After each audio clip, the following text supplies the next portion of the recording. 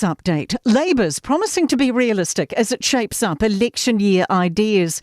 Leader Chris Hipkins has delivered his State of the Nation address in Auckland.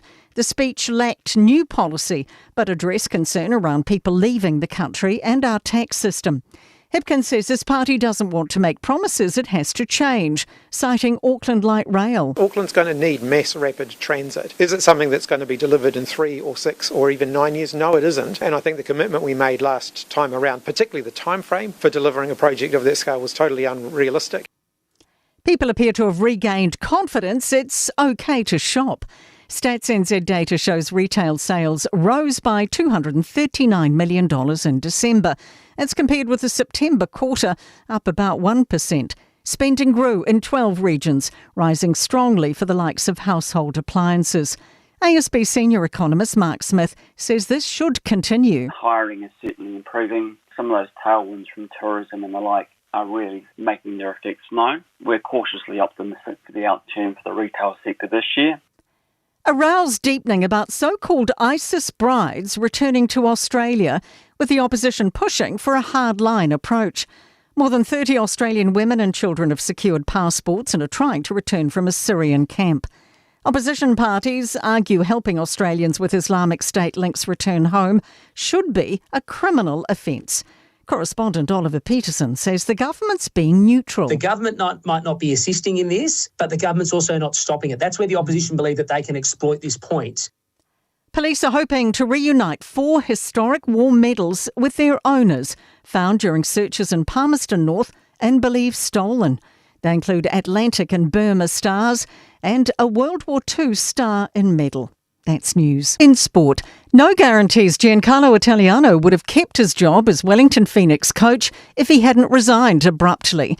Director of Football Sean Gill says the abysmal record has been soul-destroying. To have 6 derby losses in a row, that's just not good enough. We're embarrassed. I don't even think you've seen probably Everton lose 6 in a row to Liverpool in the heyday or Man City lose to Man United in the heyday. So it's soul-destroying.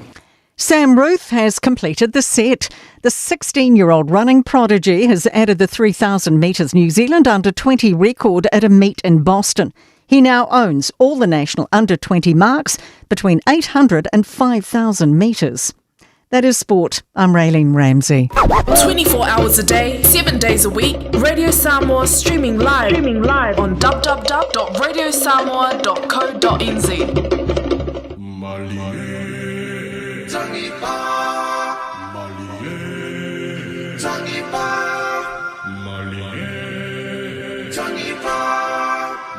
DJ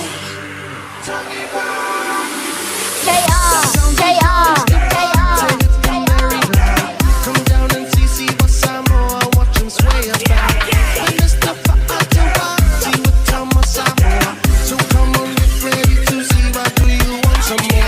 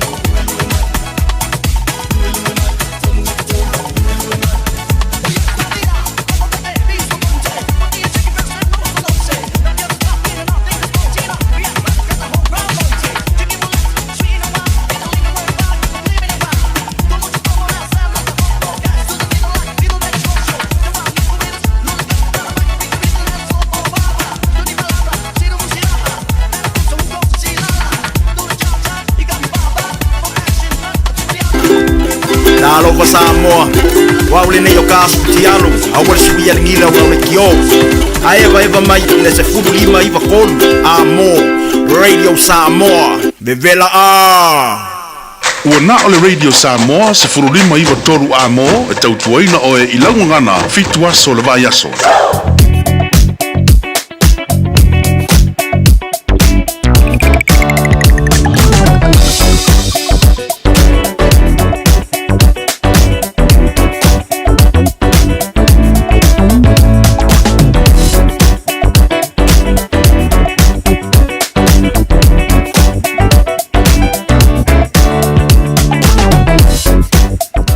Patonu la mane tula yono sta inga lengo la wana more si pin mano ta to no ile tautua fa wa le Radio Samoa lima e batoru a mo venga lai to la papa wa si pin mano ta to no e lava ona to la le Radio Samoa tai me fa i lo to ai fo i lungo po ngatia tu langa i lungo la wala ya to tonu lava si pin to fa sala ya mai so fa auto ta le to no mo tam lawa fa si le mo mai traffic mai no pa nga e ya pa di nga e Green Heights Parade nga i West Auckland longoinga wa nga ya tu ina Hobsonville ma no pai da pa u ya to nga slow akule traffic ya pa ku nga mai longo la la papa zaba nga i Devonport Ferry here o la to lai au pa o te mi pike o la to sa ko wa nga ni tai ai o nga no sit la lau fo yaku la lau kom pa yaku la ko lo solo fa ia si lo nga i trota pace water ya and le la male mata le lungo da wana se vai nga po i yes me road i takpuna ma Milford ya wale move traffic yo saung le mu mota malawa se meta o le na la to uma lai to la lau papa o so uma rono winga o fa auto le lei so venga le tau langa i Victoria Park ngai lunga lan lau papa ma nei ya le mama fa ko le traffic o tu tol pe ngan venga ia e o uma i mota na o saunga le mo ia na party la ia pe le party le pe po wa Emmanuel Fable nes le anga ke o ko mal pa o ke le ko fo mai ia le anga mlanku sao Emmanuel Fiafi o se venga le tau langa mai kai le City Simon Street Paisi Plogo Crafton Bridge anga i le mota ngasi au kirani au si fil mano tato tunu anga i mai kai papas Newmarket Remora Road slow le traffic anga i Manuka Road ia leo tuli mai ia Queenstown anga i oneanga longo vinga le lau papa i mangele ke anga i le malai ma lele ia pako paso i fua lau malanga koe whiloa i peisi aso luma ia anga i Remora Road Middlebank GI Pilkington Road anga i Pamiua ia anga i Moai leo Pakranga Highway ia it's to anga i mai po Ellerslie Highway Mount Wellington Highway o le tulanga na just Sylvia Park o mtau tia le slow traffic ia o mai loi lungo le moto ve ngai Green Lane roundabout o mo ko ha ma mafa le traffic fai ma lie mai ia ia o mai ma pole ma ko ia kalo mai pa ko paso i fu ia i mungia finga maranga le o toi foi i Manurewa South Mall lai manga ia le flow traffic ngai tuota takanini Papakura Pukekoe kang apu mar kang pe ia fa tau no ino lo i mota mna le anga leo le li o se to venga na i lungo le wala ia wala mar si le fiel malo le ta to no ia por clame pa nga solo ne fo ia fiafi le fiafi o le songa fua am talio fi am ngan wenga to ne at fo ia mai sansa va pena na tupi tau fa o tau mapa pa le ngang o le tangata la to yoi kana ko a pai nga ko tupi mai ia tau mapa pa tino ngai koe foi mai le lo mota ko mar subsoi mar jau me ia ko mapa pa tino na ai a pea que sau fa comunia oi tau mapa pa le ngang e ke de koe fia lai ko mapa pa tino pa wan me mo singa ipuki ia ka o rom pati o a pa tai le tu o mo amela ko nga pese ia mar tau la vi inga ia awanga e ki am sau le o ia o nga pa sanga ia male marke pua male German pine ia ma nga ia o ka mo pa lengi na ma ia man real ne fiafi ile nga to le malo le tulu fi am nga benga ni si tu tol fi am nga benga o pa ma lo mal pa tai mai le tau tu le Radio Samoa e le fango fi Io ai mai se lava o le sanga le son fo sole. O le fa ku nga ia ilunga. Ma wai po le msinga ko mai pe pelo le ai singa fa ngo ye ave. Ane le me sau pe pa ia wala kene wa so mai e le se me o ia ngai ku ia wala ko fa marosi. Na sta lo le li fi mo marosi ku lunga msawali. Alu nga venga le la wa fo mai le fiafi. O manu malo ka manga fe wa ma fale ma kwa fale no o pati o manuia nga ne aso fo ya tu mo nia lunga ala o fa nga ina telefoni a mole a o fa nga ina telefoni tele la man fa lave ni on me tupu mai ai ma o fo so fo ta ole le mu ia le pasia ia mo le lopo le sa ka makau ia po ai la sau lang male ia ka wi nga ta o tanga i man la mai fa ai lo ngo la wala ko a le lo ai le la ma o so ria tu la po le ia se si ngo tu la fono ai manuia le fiafi le lo fa man le lo ta tu a ver fa maloma fa tai trainga fa sa pai trainga po moa Francis One ia pe le yung ali ato sa via Earl Harrington la tuam te vela po tria mania au ke lo fa nga ke fong so le ngora won ye nga ko wale ko e ku wala no ku au fa nga ia te foni e mo po ia tu to foi mai la tu le aso ta yau su tu langa so nga sau e o ke le lo por an me la ma pe va le au si o so ya sau ke lo ia pe la ska ka ano ia pe la ska ka po le ia no le por la ma pe va e ko ngo ku ia be ia le na ia e pata lo fa tu le nga fa lo mi nga ta wai le ato ta tu no mai la mai monga ma lunga pa ia se o pito titi ta lo fa la ma pata lo fa le fa ngong pa ia le tua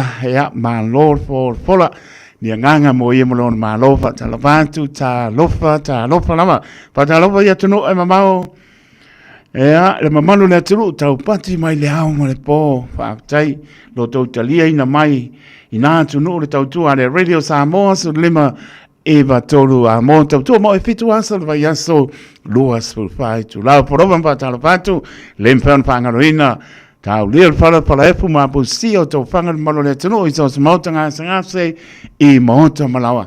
Ia o forovan pa talo patu, ia pa mano longa le ri. E mai se la tau tuli whasalanga i so ese, ia, tuli pa maoni o tau whasalanga vave mai se la fie fo i mai.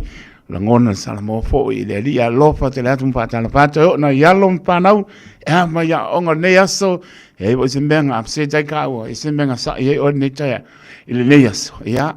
Awane inga hatia, ia awane inga inga, awe fa solo tama, fa solo tina, ke fo ia ka yao, ia nei se mea fa aru sasi ai, ia lo ma fa i lau a onga, a fa pela e ke ne ka ua lo tama maro tina, ia o lau sa ka uro ngai amo e sa uma, ia e fa maoni lo tama maro tina, tau iai, a fa fa ia onga, o ai lapas ka mai kiki, e leilo fa solo lo tama maro tina, ia ke mau wa sa lo tonga lo loto ma e nga i to e fo ia onga e o mo kwa seki aka lo su dolo binote ona tale le to la fitu o vinatu muli o tanto tala pen va ponga ia ile so panga solo le o tanto proclame vinatu tala le tau nisi o pasi silanga a por fitu tanto wo i yasto fo mano tanto no tala tanto leina tolo fitu tasi lima i batolo numera tanto email on the air at radiosamoa.co.nz.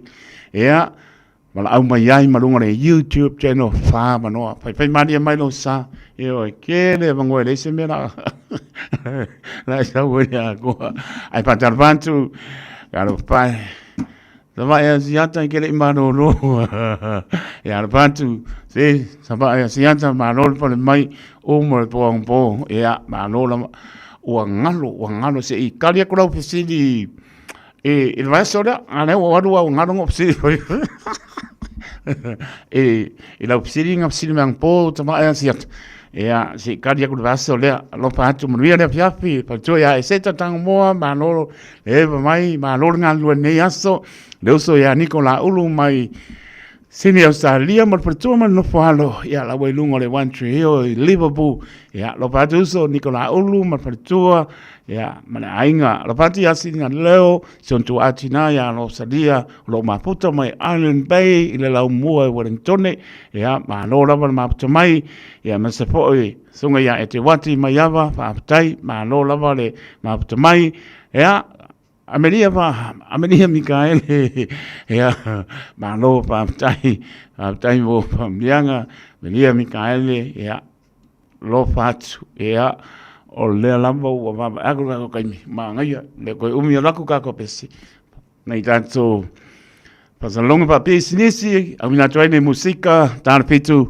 Get ready to feel the beat, taste the authentic flavours of the Pacific and immerse yourself in 11 vibrant Pacific Island cultures at the Pacifica Festival. Join us on the 14th and 15th of March at Western Springs for powerful performances, incredible food and a celebration like no other.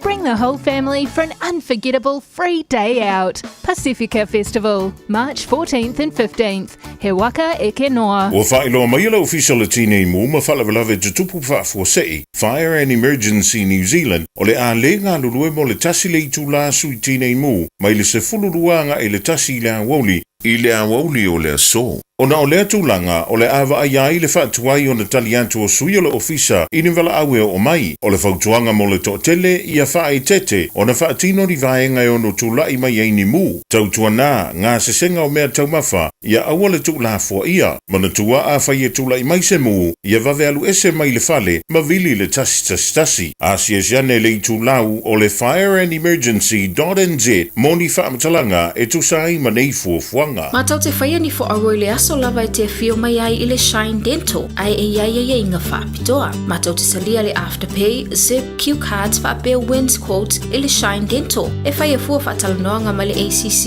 i le Shine Dental. Le aise tongi mo whanau i le bao le se furulua i le se furuwalu tusanga i le Shine Dental. Talanoa mai le tongi ino le whainga o nifo i whaunga ai le Zip, Smile Now, Pay Later. Le aise tului i le Shine Dental. A fio mai le 555 Great South Road manukau pe wala au le lua fitu ono fafa. Lua fitu ono fafa mo le Shine Dental. When you shake up, the radio shine more. Lua mai, my shine mai. Radio shine more, radio shine more, radio shine more. Tasi mai batulu. Radio shine more.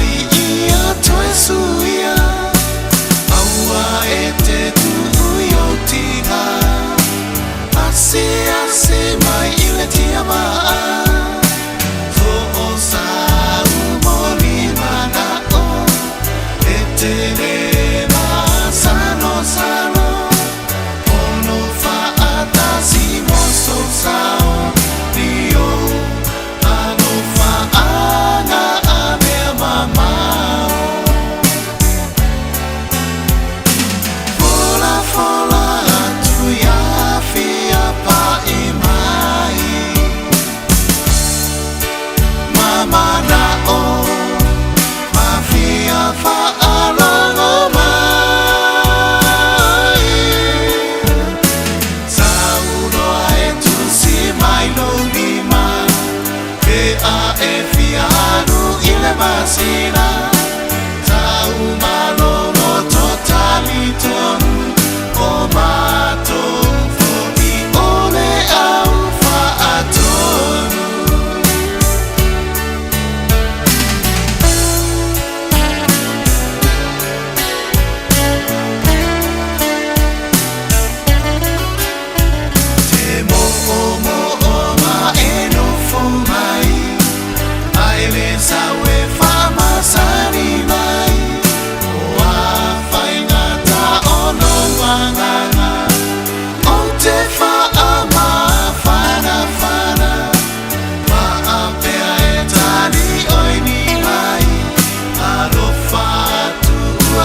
fia mai ola ula me pa ua susuru ya Samoa nei ti o ua tulu fola fola tu ya fia pa i mai mama na o ma fia fa alongo mai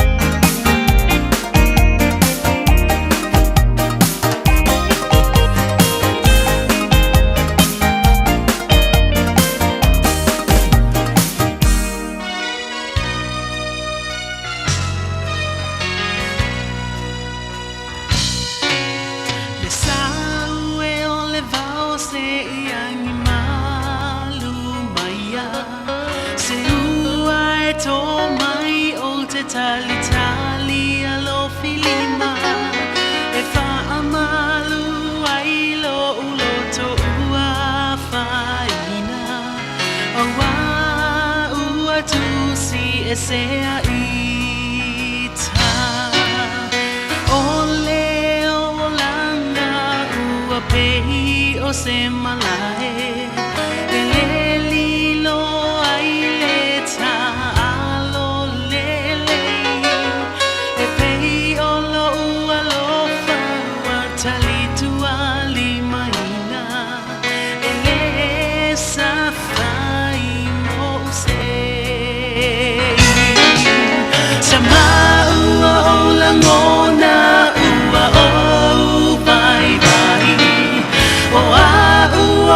tangata o le foafoanga na e whai o aunga aluenga mamana ua whaalia ia ita lea ua whai mapona I le vaainga o o whea ea lea lo whamoni tuua ina I se oli pesili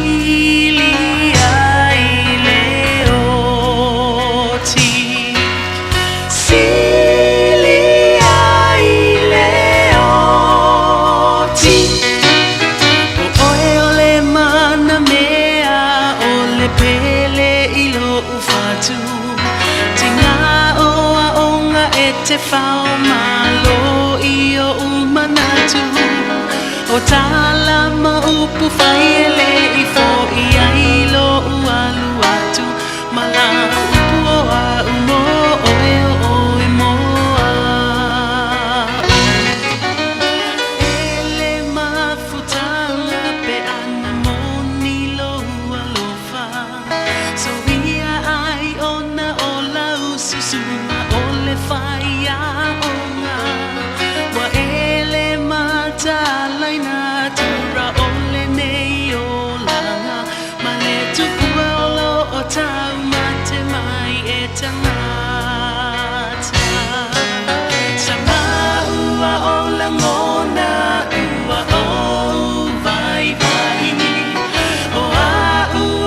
tangata o le foafoanga na e whai o aunga aluenga mamana ua whaalia ia ita lea ua whai mapona I le vaainga o o whea ea lea lo whamoni tu ua ina I se oli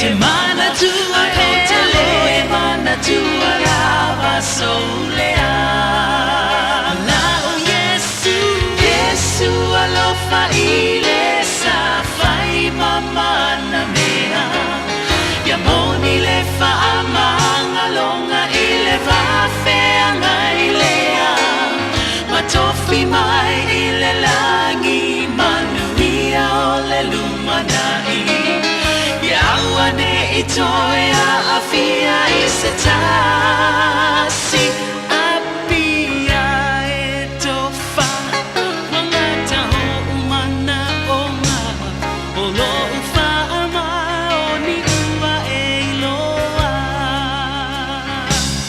hope to see you in heaven honey tofa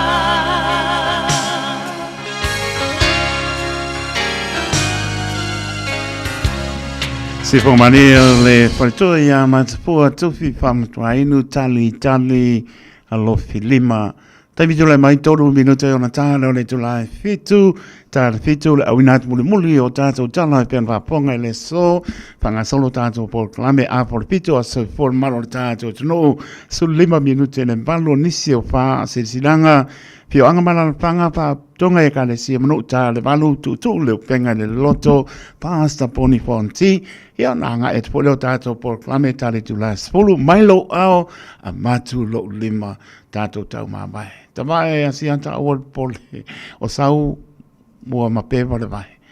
Ia ke le lo pe anga va ko sau ele anga vai ska ronga. Na ke le lo por amo mapewa le vai pa lo atu a ta vai asi anta ia ka lo fu moia. O pole sa ka mo maro lo a. Ia na pa inga ngaluenga tu fa tas e va penga la ia a ma tianga le lo fa penga la ia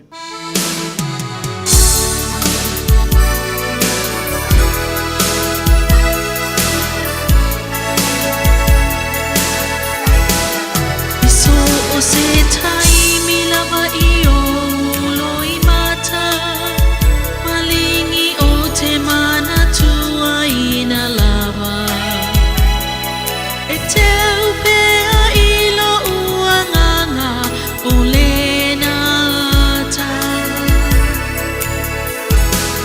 te mauina o te langona ina o se ata fa solo ya ita tingale umi o asa walu elenga lo atu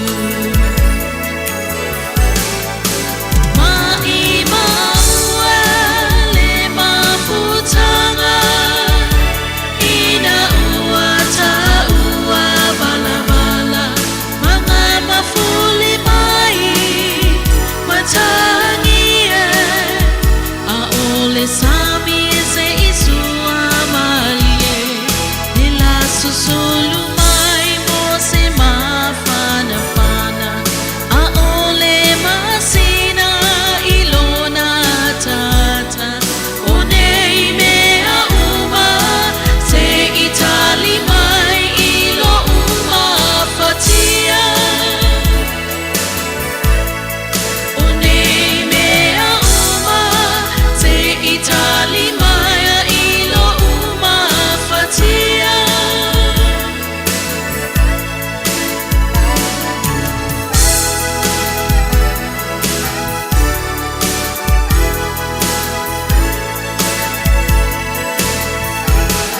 Talo fa imo omoonga ya umile ola pa ataunu uaile alofa Ai ua sola ole atamai talo to tele ai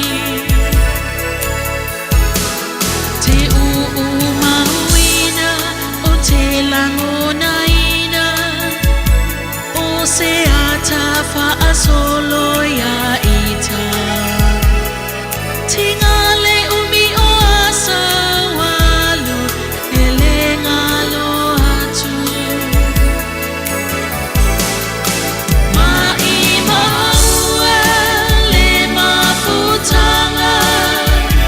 Ina uata ua bala bala mangai mafuli mai matangi a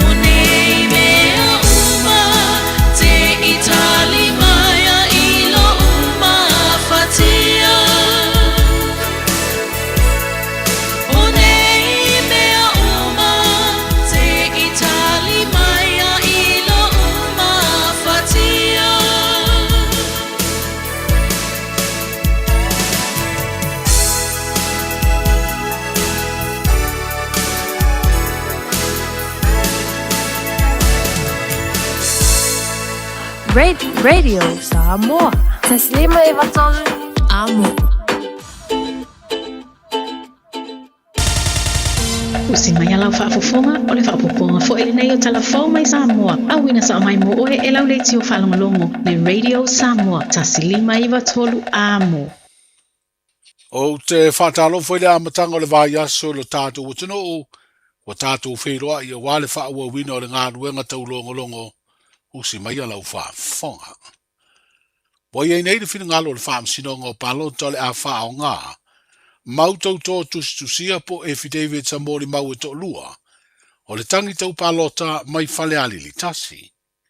O mori mau e tō lua na sa ilia se tusi sai, a ele i maua e o mai le teime nei.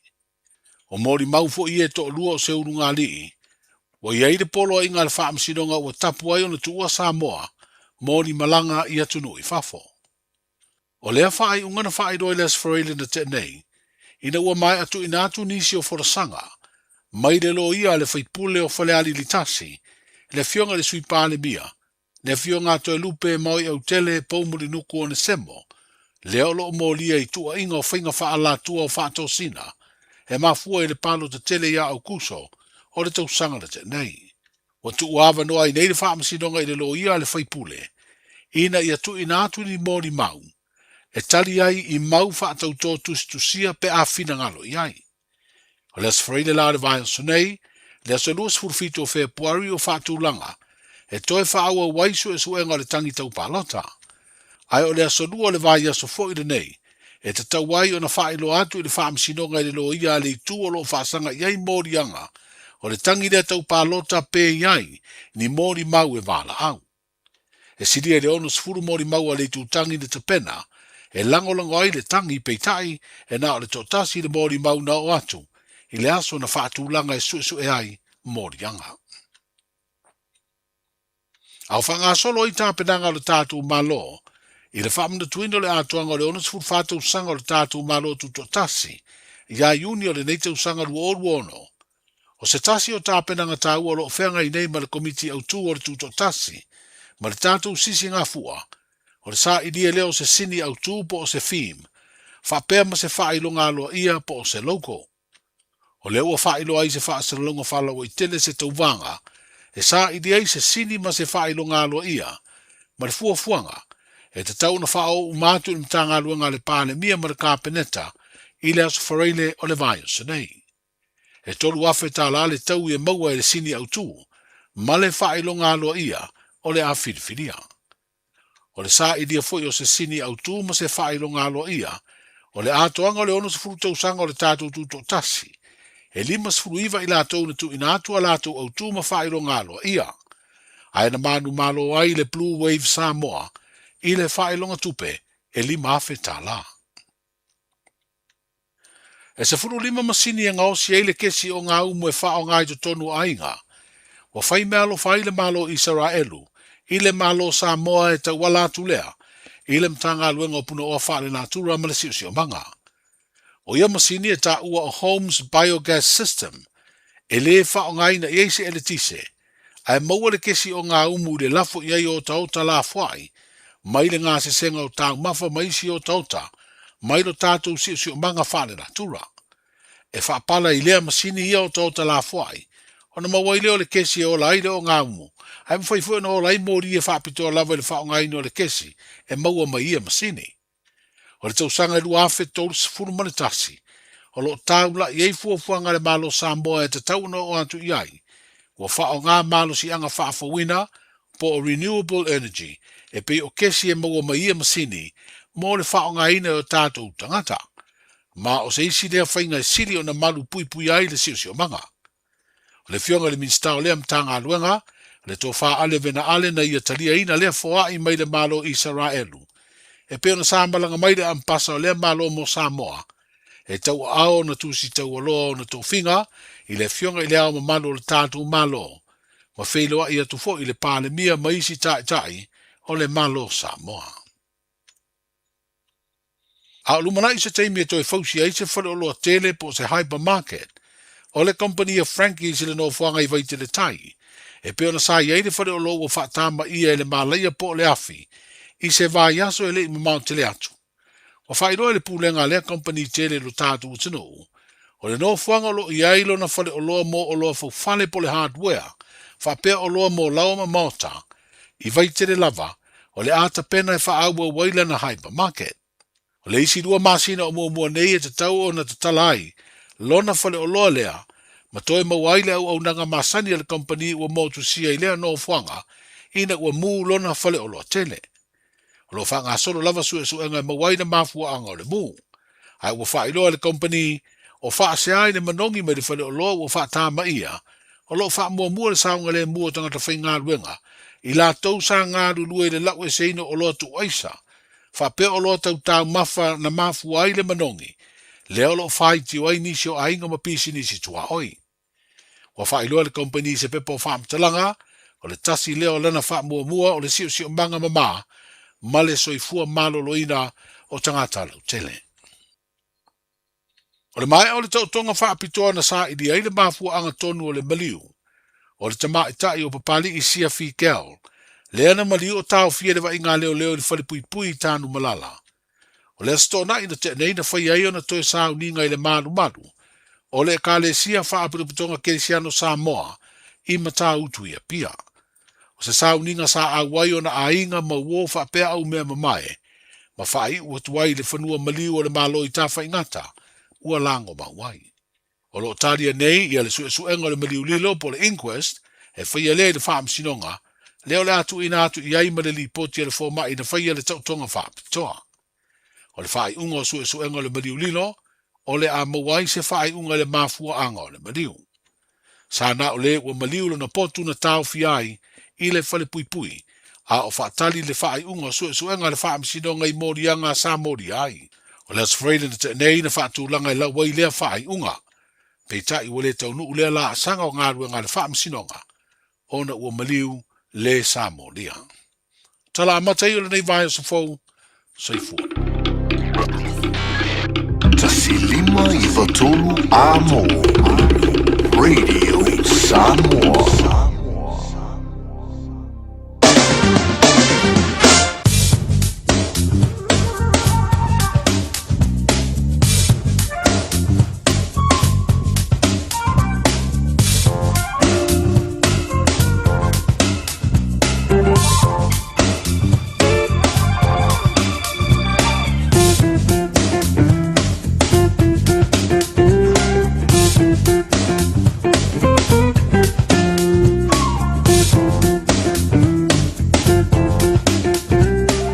Tava whangar marole atano leo ina atu muli o tātou tala e pen papunga i le so. Anga le mai matai o le langi mo moli atu. Loto soi fōra mato wola le so atai auto i papunga sa papunga o tala mai si o tātou tuno o i Samoa. Sa venga tala le tau loto malu bera pa mawina i au kilani loasu tolu le bela o lo i au kilani le so. O lona manu le pia peaceful ma le wha sa vile angi mai sau te sifolo au awa po nisi maenga au kilani. O le vainga mawanta e au binga po nāna tau ele mai le aso lua. Lua sful whāna bela pa mawina mawanta e au. Lona manu le pōsu lima lona maulalo. Mama atu i le aso lulu lo ngā tono le vai aso e awa pa unai ti munga lua sful wono. Le bela pa mawina lo ngā tono le vai aso le aso lulu sful whā lona manu le pō. O winga po na tau ele male stofi pa uti munga a wa lua su lima le bela pa mawina ina stofi malon manu le fiafi es pulu male lima sabainga nga tai fale ya wala tu ta pena ye wase a mai mona pole ia ngena kala ka mai saunga le mu pale tonu tau le so manele tau ha ta yao e o to le solo stofi as paraile awane se tia le malu o tai tai ta pena me wa silpil o fa aula te pon pe avea i manaia pautuanga re World Safety ni sila maritime ni sila matanga venga le CC. Baba atu tai sua au kilani su tolu minute te su luon va bea ne lance o le tai e au kilani to su o le tai e le su 5 minute tasi i le auli le so su 7 minute te le tolu va bea ne lance o le tai o neanga. Ona te sua leo le tai i le 10 minute le wha le piapio le so. Su 2 minute i le tolu le wabea le lanso le tai manukau. ona to sua le tai le 5 minuta le fa ne pia pio le so ma le tai sua e morawai 2 minuta le tolu e le va bene lanzo le tai e morawai ta tonu la tolu le pia pio le so to sua le tai i morawai pa da lopa sio ta to no isa moa e mai se le tasi ono tesi ma le tasi o lo va penan ma o mai foi le tau tu anto le Radio Samoa 1593 AM. Pa da lopa tu ta wala tu le Radio Samoa ma tolo ai tau ma le le tu no mau ta tono long sia pe ta to le sinia le lofo le li tau sia i ta to i so seana.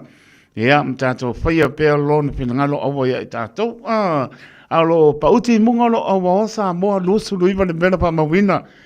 Mai se o tātou tunu umaron manu le piapi e lua se puru ma 5 mana tua Samoa, te malo Samoa i lau titano, pa mole mole, se mainga i apro pa toa e o ma i Silverdale, Albany, ia lo fa manu manu mai, pei a o nganu e pa pua e le pati, ai le pa usi tim, o mai lunga le walau papa lai manga i na māku mai, ia ua i fuatu le lare, ne yaso, ia ai pepe mani e mai ua mamafa ma le traffic light o le alau papa, o se bang for now Waikanto Rotorua Taupo Taranaki mano tu lai mana ya solo la alo tu maule awawa pa pena foi se bang ai pe plenty ken country kispol ox pe la mo Wellington e alo pa pena solo matang o fiere la mo Wellington e ala pe mai sina leo masion tu atina salia le manga el kau ya la to island pe la e pa mai ai sina leo masion tu atina o se mai morena i Wairarapa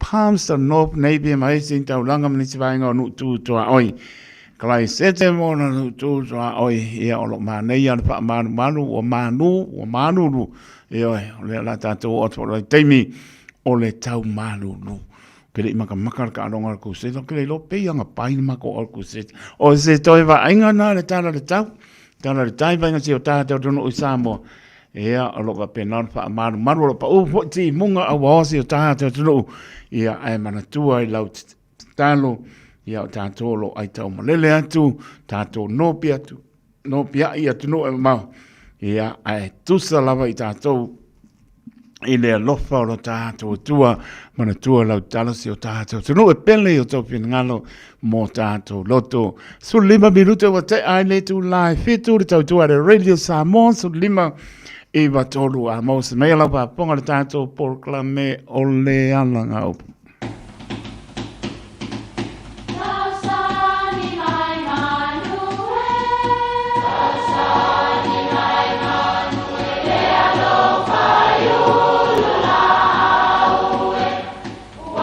E o fanga manu i ululu o la au, awa e fafanga i funga o la au. A o le tangata e fafanga i upu matala.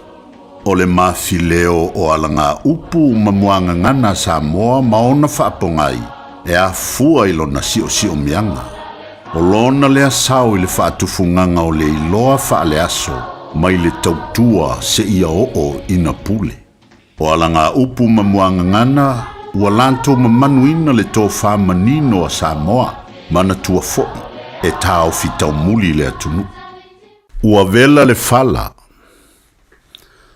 o le atu nuu malona soifuanga masani, se tasi le nei o anga e lau ilo ai Samoa, o le nofo po o le sāwhai. E le iaini nofo a whaapapalangi nā aso, pe a tawawhia Samoa i ana whasilo whainga masani.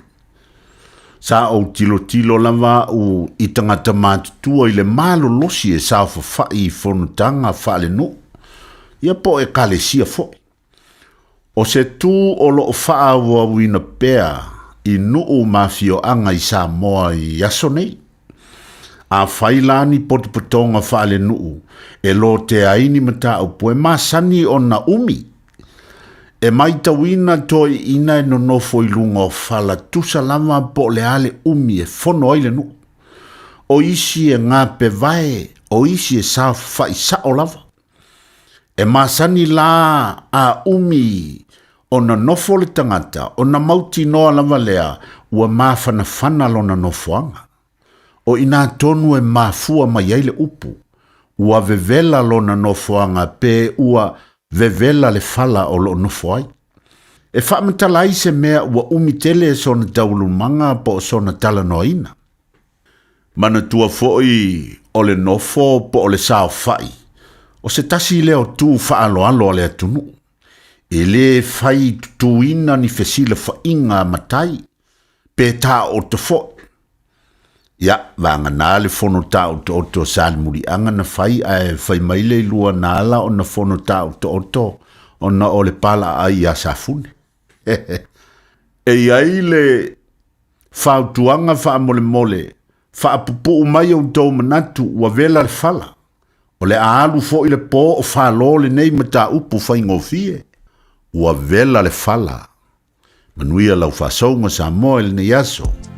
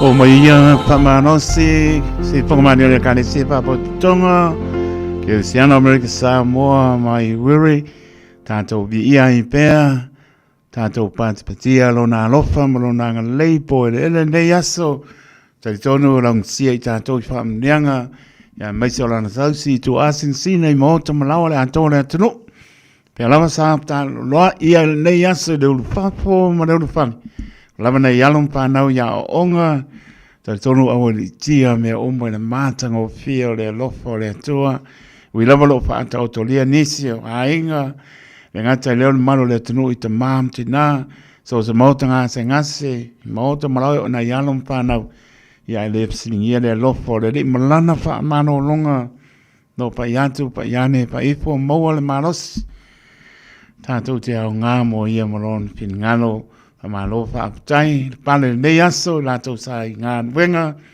wai ngan wenga nisi wam tani ngan wenga fa malo losi pe upo mai fa malo losi o lo fa malo se o mo aso fia o mo po fia fa vai o mo waso o fa no ai le paina to ya lu ngai kua o le meo ngai luma o le kupa po le pa se ngai kua pele sole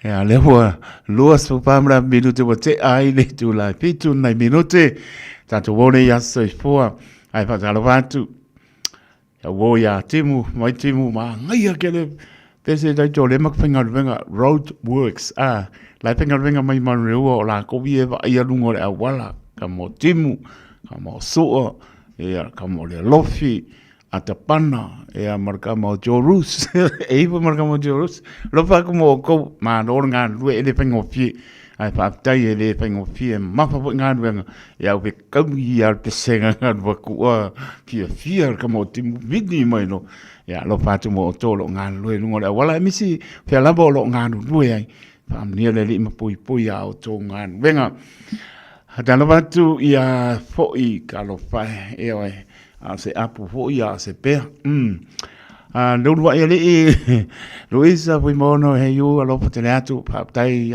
ma tamai mai haising po naibia ia ma lo pa amnia ma to ferai foi ma poa no falo ma to e kanesia ia la mu mai umalato na voi a pile mo menane no te kai e ulaman pa to lia se o mai am te kai fiong bane le fiong chako ia la ia le fa mano longa le li ia mesel mano le sono le ato to manos ia pa tai to ba asianta ele luoi ku la ka mano lo io ele lu e valu tu la ka mano lo ia pa tai o le ominga e mapu ka me por ka me po ia ko fai kaulo kuspa ia nga ai manga ia nga fai kuspa ia mano lo luoi tu la ia ka wanga mano lo valu tu la ka mano lo tana ta soi fo valu o ipu vai ka mapa ka mapa wa vale mai le wo ko kana pa po mai ba ne pa po ngala tsu valu o ipu vai ta mapa ka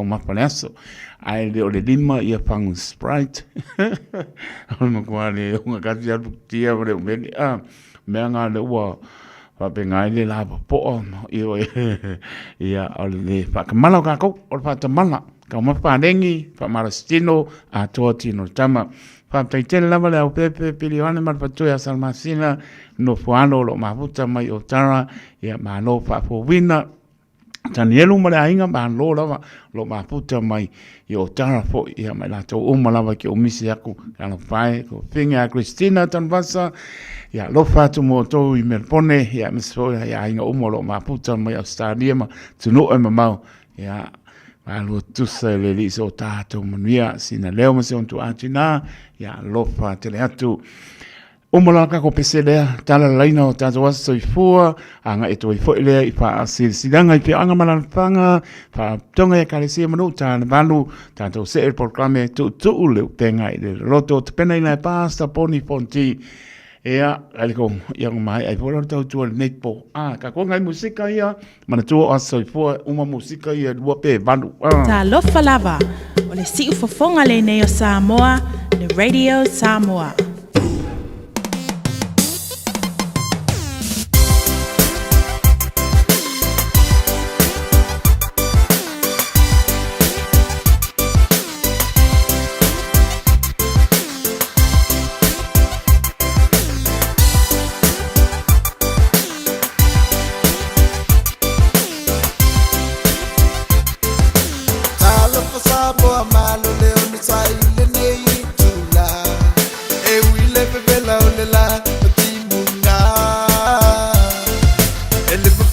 malo saili malo awa so manuia awa na tua tu ile muli papanga tumaya ilunga faisa siva pa ate ai lo tingaina siva mali siva fia fia siva te no me ai siva oi laupa mama eva mai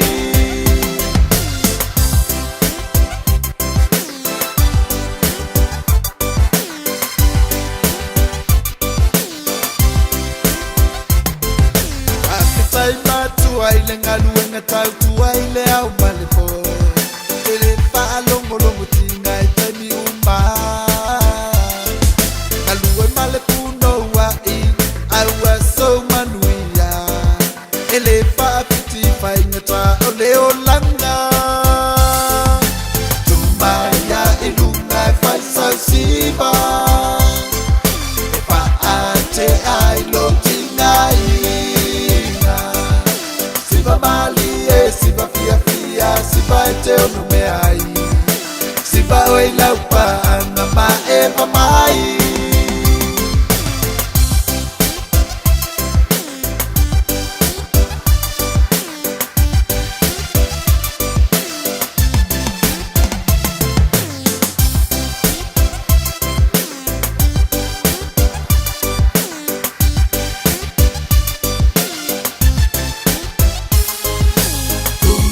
ya ilunga paisa siva pa ate ai lo tingaina siva mali siva pia pia siva ete no me ai siva oi la pa mama eva mai tumaya ilunga paisa siva pa ate ai lo tingaina siva mali siva pia pia siva ete no me ai siva oi la pa mama eva mai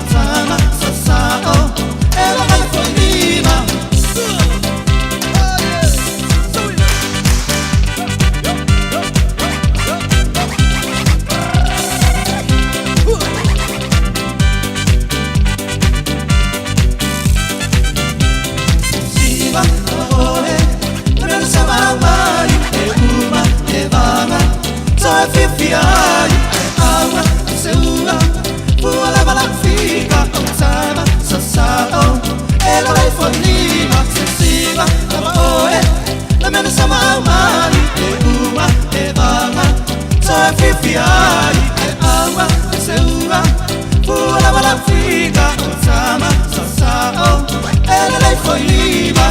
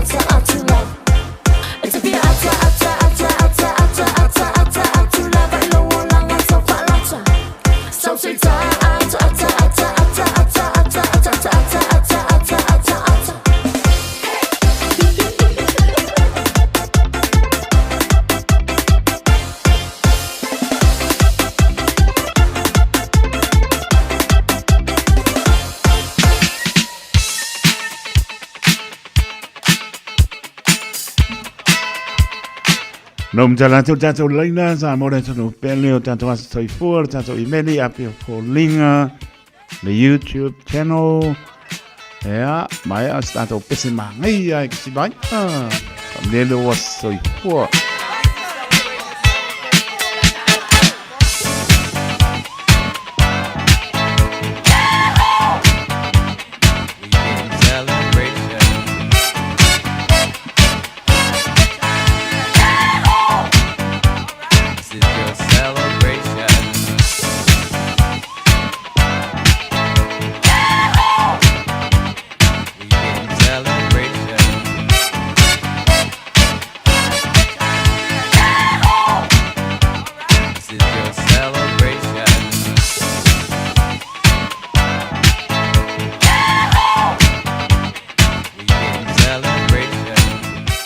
Ora mano sa no mai talo pa.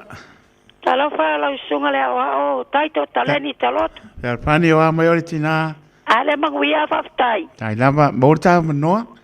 Ia faftai lava taito. Ya. E vakulava ia alofa anga ma mo nga alofa.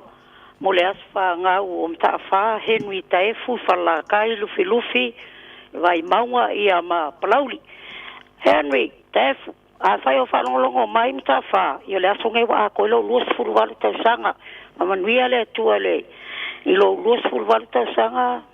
Taif o i Henry. Ma to te alofa tele mo o mta wha. Ia manuia lava lo o aso whanau. Le lua furuwalu ne ave oi. Fale ainga. Ia ele ngata ilea. Ia mako ke alof ke la.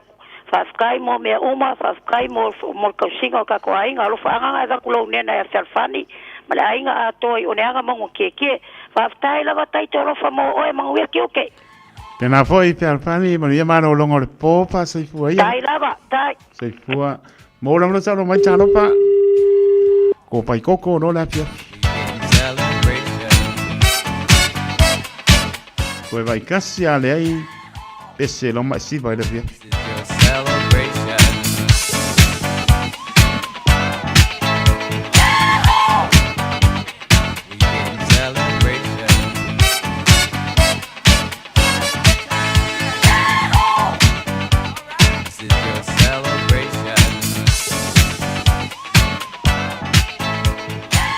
Dono lewa mai a bel pata wa ona pai ma fong pa leo po denga de Radio Samoa pa mlio so for mano tato to no itamati na o so mo pa pinza la mana pa na witi ya o to uman pa mlio to so for le so ngan le tua to va popo nisi sa sanga stele so for ma lai mana tua ya be pe tato e ya lona pingalo Manuia te leo tau asa soifua, happy birthday to you, o si whangamalie, a woe DJ Day, tau whangameke, e koe siwa mai, e oe, awara sela, ta vai a siaka, anu ye ka kou, e oe, siwa, whamana skingo, kau mawhaparengi, mana yame oma.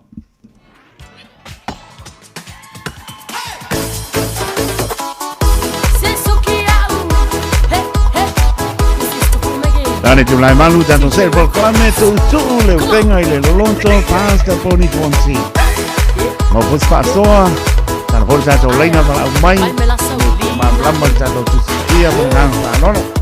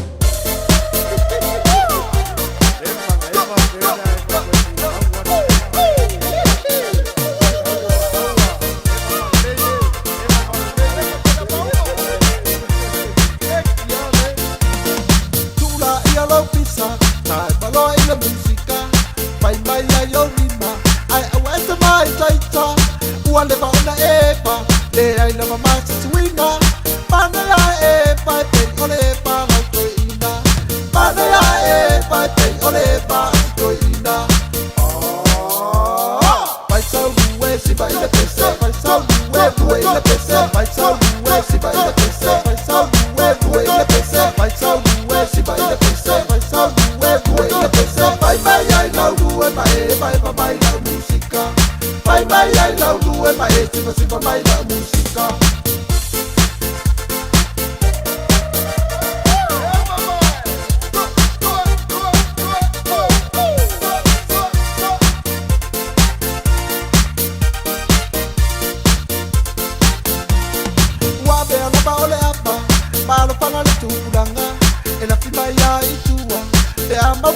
Sala, o passe de ona, sabia te nei doina, papela bataita le o te pai do wainga, papela bataita le o te pai do wainga. Vai sau duwe si vai le pese, vai sau duwe le pese, vai sau duwe si vai le pese, vai sau duwe le pese, vai sau duwe si vai le pese, vai sau duwe le pese, vai mai ai lau duwe vai pa mai lau musica. Vai mai ai lau duwe mai si pa mai lau musica.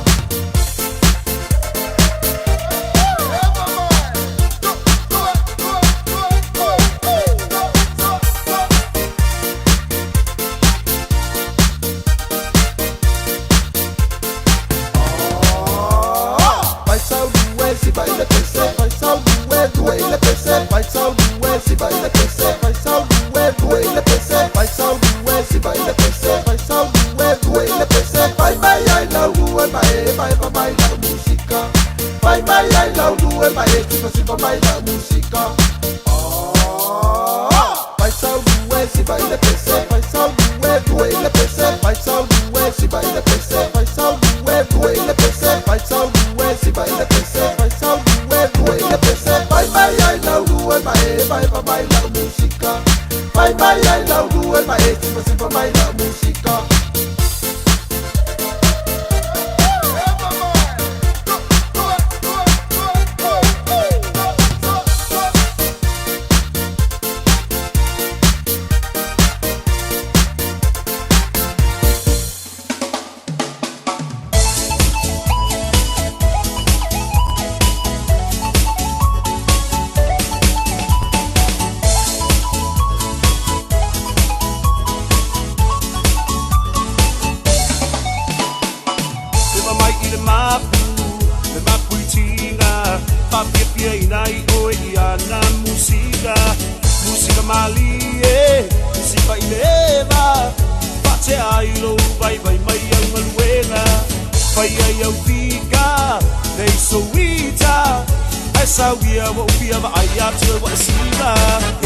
Eva mai la ia le alfa I mai o Tara when you see your malae chick Helena wa okay Eva mai la ia le lava o I lau fika ave lava o le musica le mapu ai o tina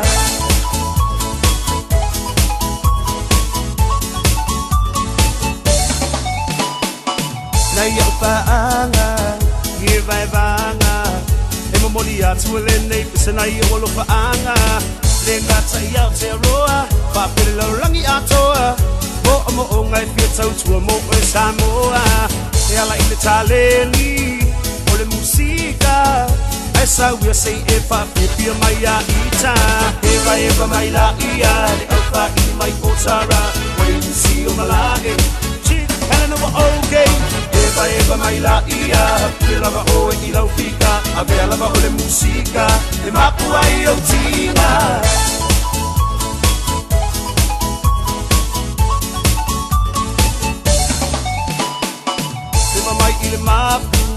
le mapu I tinga papipia inai o I ana musica mali musica I leva pate ai lo vai mai au aluenga vai ai au fica nei soita esa wia wo pia va ai atu wa sila Eva mai la ia le alfa I mai o Tara when you see your malae chick Helena wa okay Eva eva mai la ia Pule lava oe I lau fika Avea lava ole musika E mapua I au tina Se fai mai ole nei party E pa ole nei party Ai ase foi ole musika E pisa le na party Paski mai lo I le maku Oka oka e ua afu So mai lo ma le mix low So o singa hot low wafu Se fai mai ole nei party E pa ole nei party Ai ase foi ole musika E pisa le na party Paski mai lo I le maku Oka oka e ua afu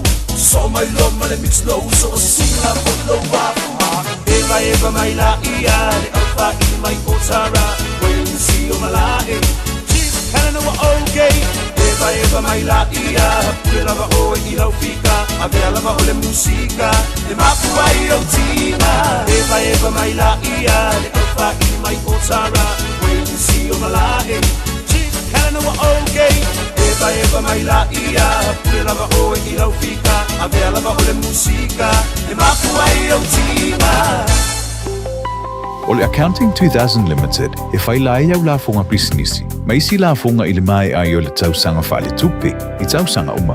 O le au wala lea e mawhai ai ona toe maua tupe, e te tau ona toe fo I mai a te oi. E fsoswani fo I le Accounting 2000 Limited I a te oi, e alo ese mai le tutongi o tupe e le te tau. E fsoswani fo I a te oi, e maua la fonga toe fo I mai. Whawhaso tai, Bashka Prasad, mai fiti, Accounting 2000 Limited, I le telefoni o lua lua, Fafi tuiva lima tasi tasi fa. O lua lua, fafi tuiva lima tasi tasi fa. Avia maua sosa, Omega ka, Diana lowing oa, Omega ka, Tabale tau mofie, Omega ka, Fili mai loile Omega ka. Omega Cars, lua selau Cavendish Drive I Manukau, po le telefoni o iwa lua fitu lima valu tasi lua. Susu mai manu kaune Omega ka Umalole keisile Omega ka O le Casa Beds and Appliances, o le tali o manaonga, I o loa e whaatotonga ai lo mauta, ini tau le lei, toi anangata, le mawai moenga ngao si tutono ni usila, wha apea se tino fōa le potumalo lo, lau ai manofoa, TV, la au pese, usa aisa, masini tā lava, telefoni fe aveai, maisi. A fiu ane loa I le whawhituwha Great North Road o tau, po le tolo fituiva Great North Road I Henderson, le Casa Beds and Appliances, telefoni o valu selau, lua lua lua, lima whāwalu, o valu selau, lua lua lua, lima whāwalu. O le porokala me o le ngā ngaifo whaiva malei a taua savea I lunga o le Radio Samoa. Ua mawhai o na awi nātu ona o le fesosori mai o le Pacific Specialist Healthcare. Ma le tonga fitia o le ngase ngase o le fatu. Ma le ngase ngase o le kanesa I whale ma I lua I Nandi Masuva. I le atunu o fiti. Asia siane I le upenga tawhai langi. Pacific Specialist Healthcare. psh.com.fj. Ua na o le Radio Samoa se furulima iwa toru a mo e tautuaina o e ilangu ngana fitu aso le vai aso. Taimi tule mai ono minute o na tā leo nei tu lai manu nei minute le po tāpena mai Pastor Poni Fontio tātou Paul Klame tu leo penga I le loto. Ia te tono manu li lau tāpo inga Samoa le po le sangfua lusu tono Februari lua o lua ono. Toi pata lopa atu le tautua le Radio Samoa au kilani manu tutua oi o atu no e mamao pe lava maputa mai ai Samoa na lua le atu Pasifika ma atu no umolalai. Toi pata lopa atu le tautua le Radio Samoa so lima eva tolu a mo. Ta lopa lava te tonu lang sia pe tātou le lofa le li. Ia masi o le soifua tu roi soifua lau le I olo tātou au onai mo ia malon pini ngalo pa malol po lau. Lor pale fi tai tunga so se ala tiu tem pai bo pala o leli ya ma lor ngan lue ya ai ma lor pa tai ya kopo eti mana inga ma lor ma mai tama ya sianta ma no muri ma no longo nei po Italia sia opo mana inga lo eva mai America ya manuia na fiafi o lo to wasa na opo tal ton sa to wo ma ta po inga I nai Amerika e matufi tau pao I tau mapa whanenga. Mātango pia le nā. Tai lama I me o malama lo tau pati mai tiro mau. E malangolango mai fo I le tau tua le Radio Samoa so lima e ba tolu a mo ia maso ia o te ora nei au kirani mono tuta. Oi, la tō lungo le ala tō whamanatu lava a whapea le tau ne elo finingalo lo petalia na mai tsoi fua maola i teitu. Are tu walano le Radio Samoa mo le saunga le mo au le whaonga ina le telefoni. Te le taimi whaonga le telefoni whaonga tia i mauta malawa maua taimi. Ta wale lo le mo le pasia mo ni le lo po ele sauru kamakau po ele sauru ngmane. Fe tau le le o ngā tonu ane tuli atu lo sa. Taimi nei ia tu lo le ngana e whaonga ina. Ia nisi e lo whaonga ina le whala au amba ona. Nia e lei lor pangi kalai o mai lungo rea wala. Ia e pautauta lei mātāla tālo le li. Ia mātāla po tātou. Lea ngāra tālo le li. Ia e whakamana kako. Tā ua tanga i mlama i whaeilo i lungo rea wala. Lei a se si lungo tu la fono. E manuia lava nei po. O lātou wanga e tuai whi au mga anuenga. Ia manuia ngā anuenga o le po. Ai lewa tāpet mai. Ia le sunga ya Pastor Poni Fonti, ia walama tātou proclame pe o masani ai po song fua le tulai balu tu le upenga i le loto. Smaila upa ponga Samoa.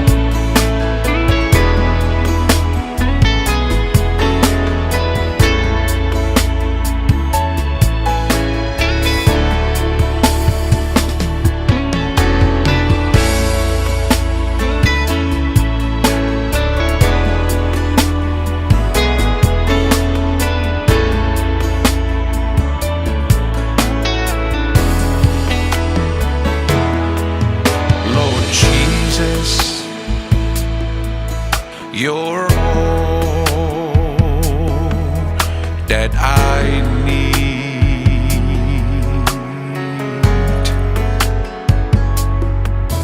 Lord Jesus, you're all that I need.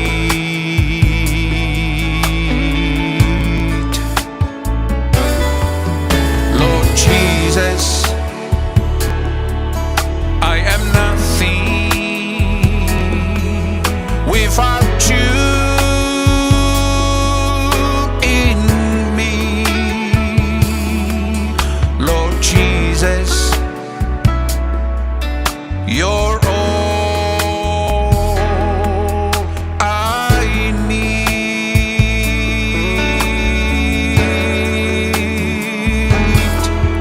Lord Jesus, it's your healing that I need.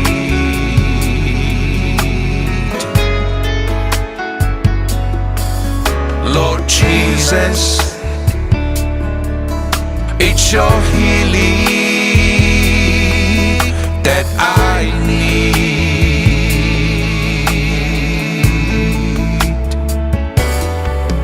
Lord Jesus, I am nothing without you in me. Lord Jesus, you're all I need.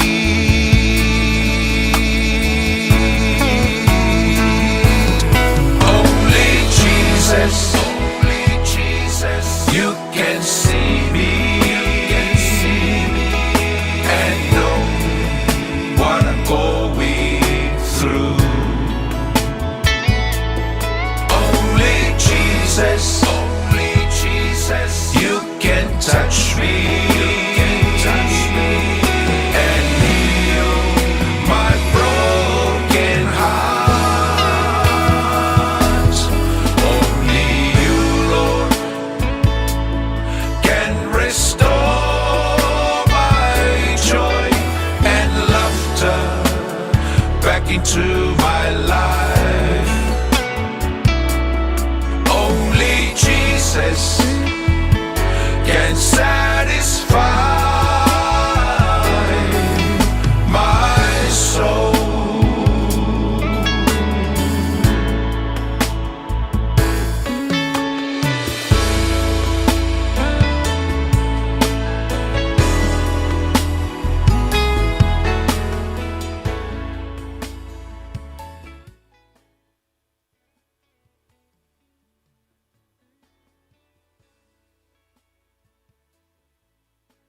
Toi, whanene eina lo swafa mamalu lo swafa pa ia. Sili mam tau tia mewa e whaia mo i mātou. Mātou te whaaftei ai luanga le leimalo o lofa tama. Me uma wai whaia mo i mātou, amata mai lava li tai au si o mai le teimi o le fiafi. Mātou te tonu sa e le tu lafo ina lava i mātou lau whanau. Ta e pui pui ma tausi ma leo leo ina i mātou. Mo whaia fo na mātou o lia mai le fiafi i le manuia. Whaaftei le tua. Ia vi ia lau swafa pa ia lau swafa mamalu.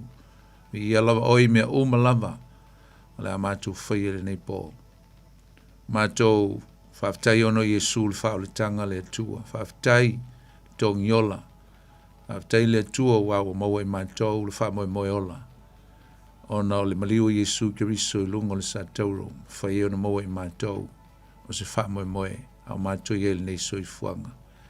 Whaaftei le whao le tanga, whaaftei le tōngi ola, ia vi ia o Iesu. Whaaftei nganga pa ia.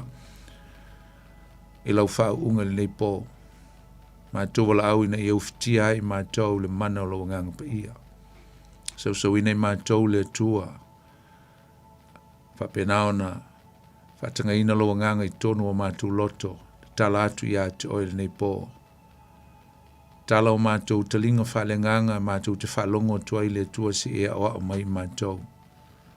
Wapenao na e whamnuia i mātou ne fiafi, e ala i lau upo la mātou whalongolongo ai. Whamnuia i au tangata le ne fiafi e lau whao unga le lātou whalongolongo. Whai lava lau upo mwhamnianga mo i mātou, o au lau upo le mana i ola, o lau upo mātou te ola mātou te manui ai. Le tua o mawhoi ngā luenga watu ia to ele vi inga, mai le whatau waa ia i mātou.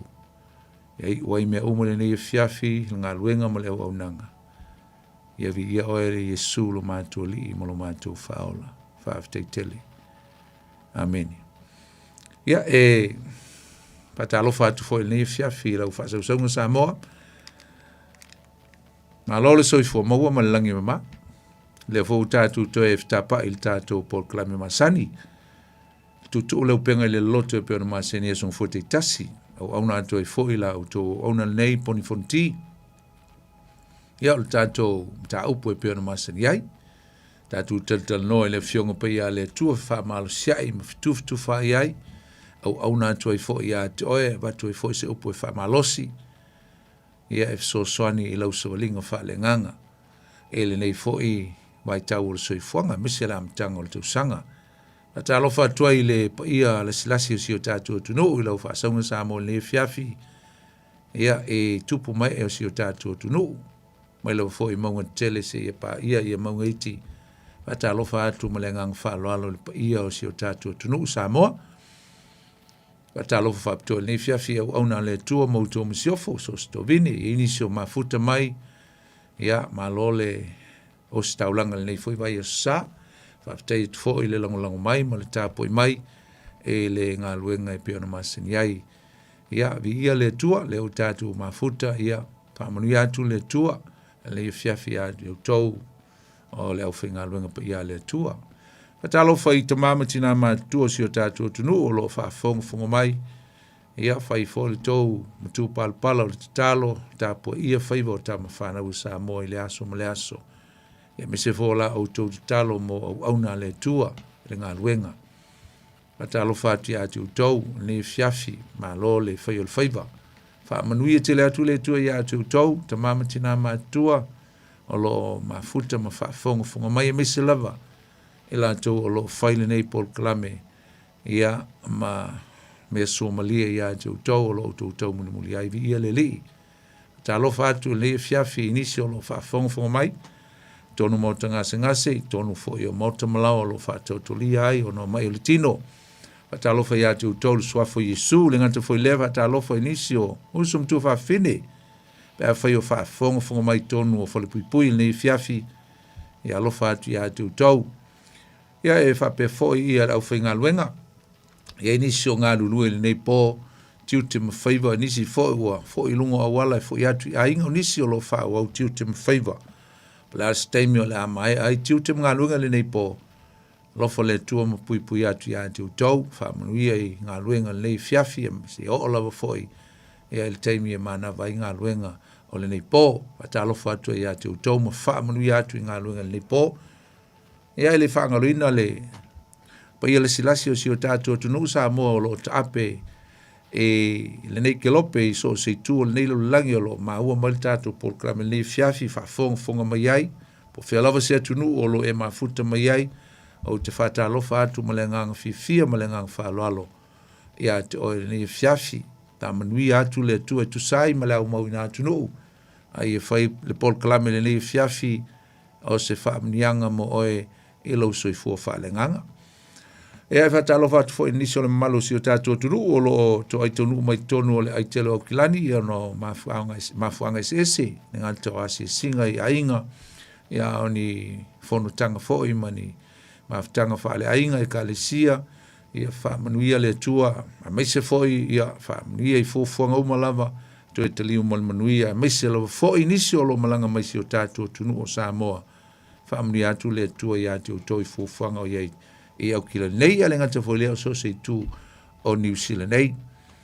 E whatalo what foi, i se tasi o se teimi momole nei, whatoa e whafonga mai ele nei Paul Klame, o le tutu leo penga i le loto, whapitoa le whatalo whatu i atu o ni fiafi, ma lole, so i fomaua, ia.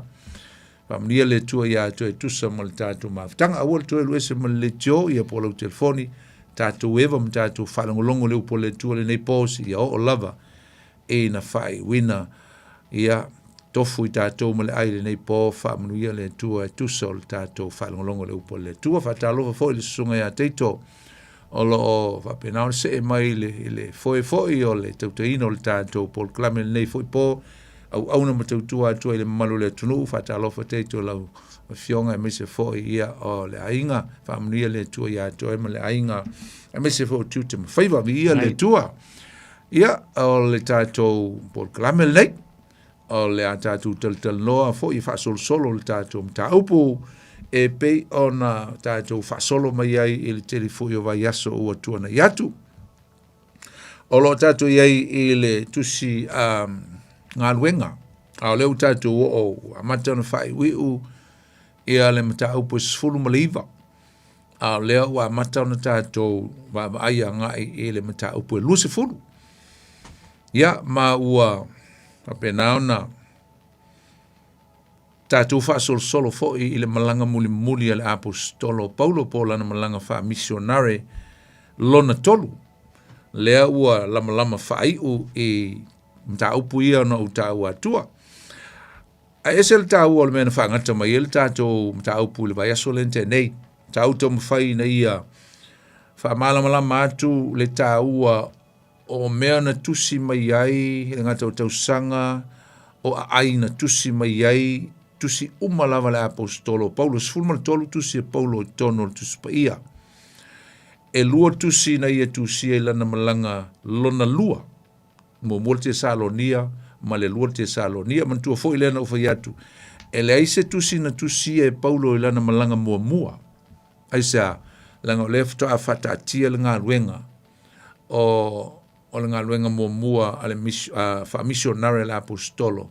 O na winga ele isteimi e tatia ai matuu se e ai wha alaktele talipe ini me tutupu i e kalesia ia wa umona wha tutu i le malanga mua.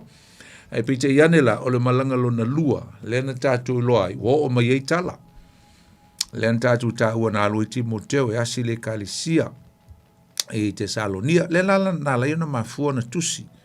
Le momol te Salonia, e le tele statu te mi e whaalua i tusi, a wa umon tatu tala viviina ia mafuanga, purposes, le ngata foilea ia o no fuanga, ma teimi na tusi ai, ia mise foi ia o le toe abatu, toe awina atu o le tusi lo na lua e te tau o le tusi momua, o na ua loa la apostolo Paulo. O fai asi tele o le sese o le whawhita auli po le mele o tupu i tono te Salonia i le wha sese ina ia o onga sese wa ia e tusa o le mata upu o le toe tū e le ngata o le toe tū o Yesu o lona toe fio mai a o le toe tu tū o tangata na feoti o ia Yesu Alela o tātou wo o i le malanga lona tolu ai tātou a mata fo i le tusi a kalatia wana tusi e whātusi tusi a le malanga lona tolu.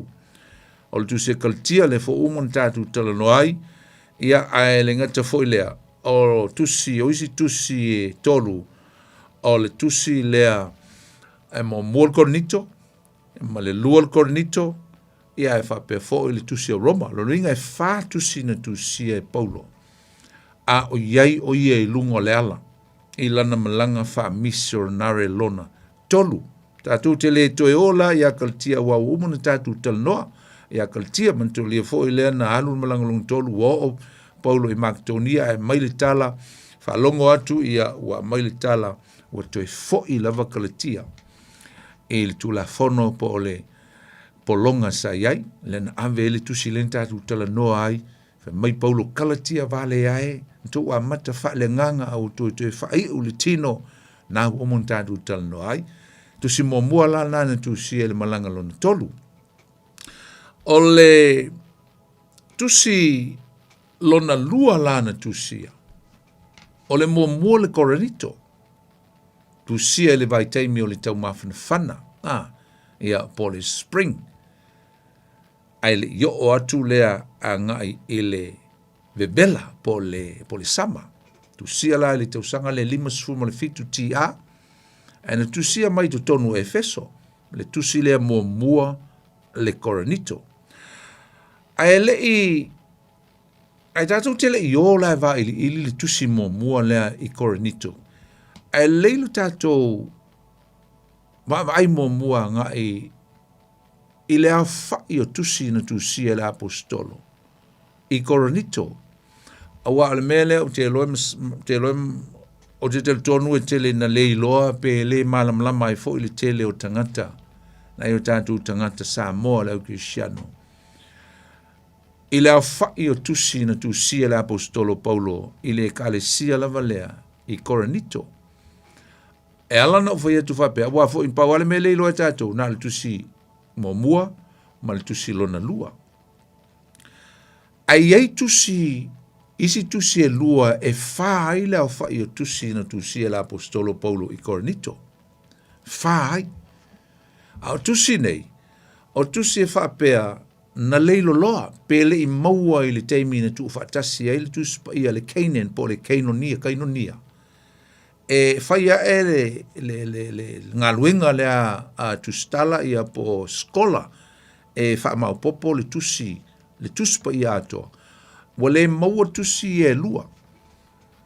Le tusi mua ma le tusi lona tolu. O lona wingala e wha tusi a Paulo na ame i Koranito. Ia o te manatua alesi u whaisi leva. Na whaia onga fo i se tasi o a onga tuspa ia. Whalongo se tasi o tina matua, sa ili vasenga. O whaia tu e wha tusi e Koranito. Whaia tu whaia onga e wha. Ai na le lua le i tonu le tuspa ia. Ai whaia isi le fie o le tina lea. O wha no le tina lea. Po o whaia le mea o whaia tu nge wale ilo lotu si wha mal tina lea.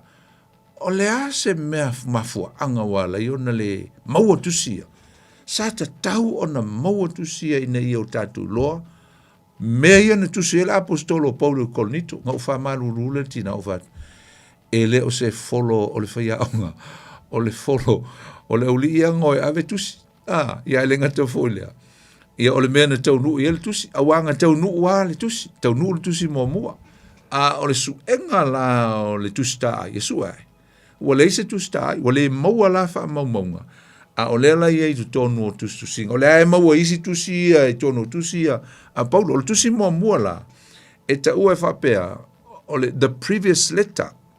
O lo maua i le momol Koranito lo nam ta upu e 5. O lo na fa upu iwa. O lo ine upu e fa pea fa Britania. I wrote to you in my previous letter. Ai mataulia. O lea ele i tusia ia le tusi mua. A leo fa mai la apostolo. Na o tusi atu ia te o tau. My previous letter luinga e le tusi na avatu mua. A o le tusi la lea. Na leiloa, pa o le maua. Le wa le no le tusi e tono le tusi. A o se tusi na whaapitoa le tusi le ala apostolo Paulo. E la pata ia ai pe o te atu la apostolo i le mele tau o le sexual immorality. Mo meo a mionga mata ngā o tupu tono le kalesia. O le mela, e whamtala atu la i le lomtua le utawhatu e siti nā le awha mai. E le lopo wa kia i le kalesia o ngole wheitai le autu o le mta upu nganga whai atu e Paulo e tusa o le a mio leanga ma le ola i a mionga e le lea. O vatu e le lope sao. E lo penga kia e le o afso soangi penga tia e tia set kia kongo le kalesia. Aisa, e le via le mele o te atu e la apostolo aisa. Ua ola tangata Kirisiano sa a mata i le nganga, sa le lei a o iei la apostolo, a ua ola i la tau, i le a mio leanga. Na, ia, tatu te o iei fai tauni, fai upu e wha mauni ai le mea le na. Ai, se o fai tau a pele kolonito a leo lona mata upu mua. Mata upu mua, mua kolonito a lona mata upu e lima. Tau pue lima a lona fai upu e iwa e whapea i a lona fai tawina. Ua au tusi atu i a te utau. Ma tau lia lal whapunga le pe o le pe i whapea. Whapea i tātou, o le tusi lea, o le tusi mua, ai le ai, o le tusi mua, e whapretania, I wrote to you. Lo inga o le past tense, o le teimi wa tea. Lo inga i le tusi na mua. I wrote, whamai le whasa mua. Ua au tusi atu i ate o tau i lau tusi. Aua tau te whea i mai whaitaanga.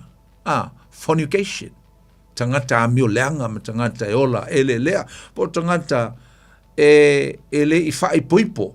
E le ngata whuina tangata ua whai poipo i ma tangata e le lea ma tangata a mio leanga. Ia po le nu o le tua. E whai poipo ako le meka o le intermarriage. Whai poipo i tangata nu ese po to inga me fa pena. E le ngata foilea. E ile a miolo utupu tono le kalesia Korinito.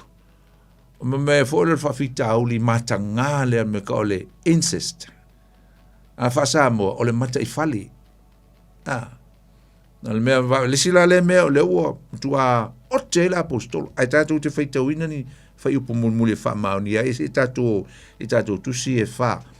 O le tusi lo na lua na tusi la apostolo Korinito. O le tusi leo tātou whai ngoina le temine. O le mua le Korinito. O inga la o le tusi na maua. Tusia mai la i tonu o Efeso. O le tusi lo na tolu. O le sila le tusi na leiloa fo. E ta ua la e whapea o le tusi o ngaonga. A sabia leta.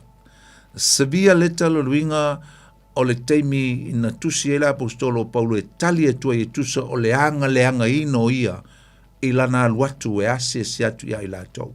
A o fsilingia lo na i tu fa apostolo, fsilingia anga o onga isa ua fase se ina i a whaia onga se ma whaia onga pe pelo no atu Jerusalema.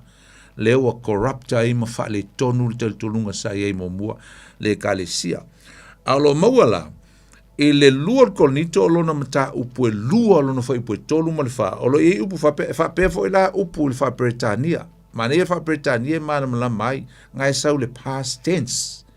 Wha mai, and I wrote this very thing to you, lest when I came, I should have sorrow over those from whom I ought to have joy. E fa pe fo le mta upu e fitu, alona fo upu e valu i le lua lava le Korinito. For my forever I made you sorrow with my previous letter, o le tusi na mua atu, a le tusi lea, na le maua foi, e le i maua. A le tusi lea na alu ma le li le o Tito. Tito na alu ma le tusi lea, e foi il manatu o skola. Ia a le o Tito, ia o Timoteo, se sile o le tōlua le nālu mo le tusi mua. Tusi la nana mauti no le leina o ili mo le kalesia. Mulmuliane mo le iloa. O te loi whape ngā fōi le whawhitau le tupu tusi lea, tusi o ngaonga. Lo inga ngā watu fōi tia i e la uri i e Korinito. Na o mai lo le tusi lo na whā. lea tātou te whaingoina le teimi nei o le tusi lona lua. I Korinito, le i tono le tusi paia. Ringa la o le tusi lona lua le na tusi e Paulo. Lea e tono le tusi paia, lea tātou te whaingoina o le mua le Korinito. O lana tusi lona whana ave i Korinito. Lea tātou te whaingoina o le lua le Korinito. Po le tusi lona lua na ave i Korinito. O le mea langa e mangai al tātou o a ue malam lamai e le tūlanga na, masalo nisi fo o tau no ia onga tusipa ia e malam lama le lei, e le mea na wa al tūlanga na, e istanga te le te tonu, o le whinaunga lea, o le argument lea, e tusa ma le mata upu le tusi e wha, whai maisi skola, o tusi nei e wha, e le ai e le sao e le wha ni tusi, na le lua lava tusi, o le tusi mua, ma le tusi lona lua, a le tusi lona lua, o ta mai tusi e tolu. The three portion of letters that finally the scholars put them together at the end. Mai na tu fatasi e laulia. Na mawaile o tusi ato o tusi lona lua. Ia aile aise fa mauningo le na mea. Pawal mele tele ele le lifa o scholar e fa lava tusi na tusi le apostolo. Na ai mantua. Tātou wa vailanga ele tusi mo mua Korinito. Ia pol tusi lona luan tusi e poru le whaingoina o tusi mo mua. Mo mua Korinito. Le tono le tusi paia. Na iei mo mua ia Paulo e feso i le whai unga o lana malanga lona lua. Pe amale tasil tausanga nae maua i le ngā luenga sfumal manu whai upo lusu mal tasi. Aina toi o Paulo i e feso le tusi e Korinito. E lana malanga lona tolu, ma nofo ai pea ma le lua tausanga, nai le mata upu sfulu iwa, fai upu mua. O le amatanga na o lana malanga fa misionare lon tolu, le na oso i Galatia, ia ma loa tuai a nga ilo i Efeso, ma nofo ai mo le lua tausanga. Tausanga na iei mua, ma le lua tausanga lewa i le teimi muri, leo whainga o le teimi nga iei ia Paulo i Efeso, e tolu tausanga, po le lata lava i le atole lei, o le tolu tausanga. O le teimi la leo o toe tau, toe o ai Paulo i tonu Efeso. O i lea na ia tusi ai le tusi mua. Le tonu le tusi pa ia i Korinito. A le vesili, ai sana tusi ai el apostolo Paulo lana tusi lea. Wa leo tato lo i el tusi nanu mua. A le tusi lona lua le tono le tusi pa ia. Ia po le mua fo le Korinito. Lea na tusi ai le teimi tonu lava lea. Na mafutai Paulo, ma akula, ma Pisila. I le whaavaina o le ekalesia i Korinito, i le mata upu le sfulwalu le na utaua. Aina mamaini na i tausanga talu ona tu ua i Paulo le ekalesia le Korinito. Ai whaalongo atu Paulo, ua iai le fevesia inga, ua iai le whawhitau li tonu le ekalesia i Korinito, lewa i Efeso. O vaenga la nei e lua, wai tauna i statu fesili whapea. E whape wheo nei loa e Paulo ua matua tele le whawhita auli, ua matua tele le whawhita auli tonu o le kāresia i Korinito.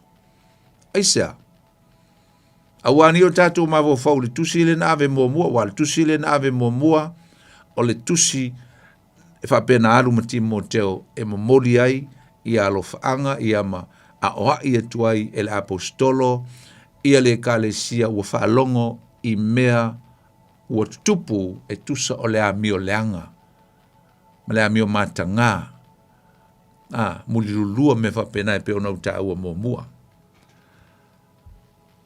Ai lua la ia mo me ka o sources po mea na leiona na iloe Paulo mea u tupu.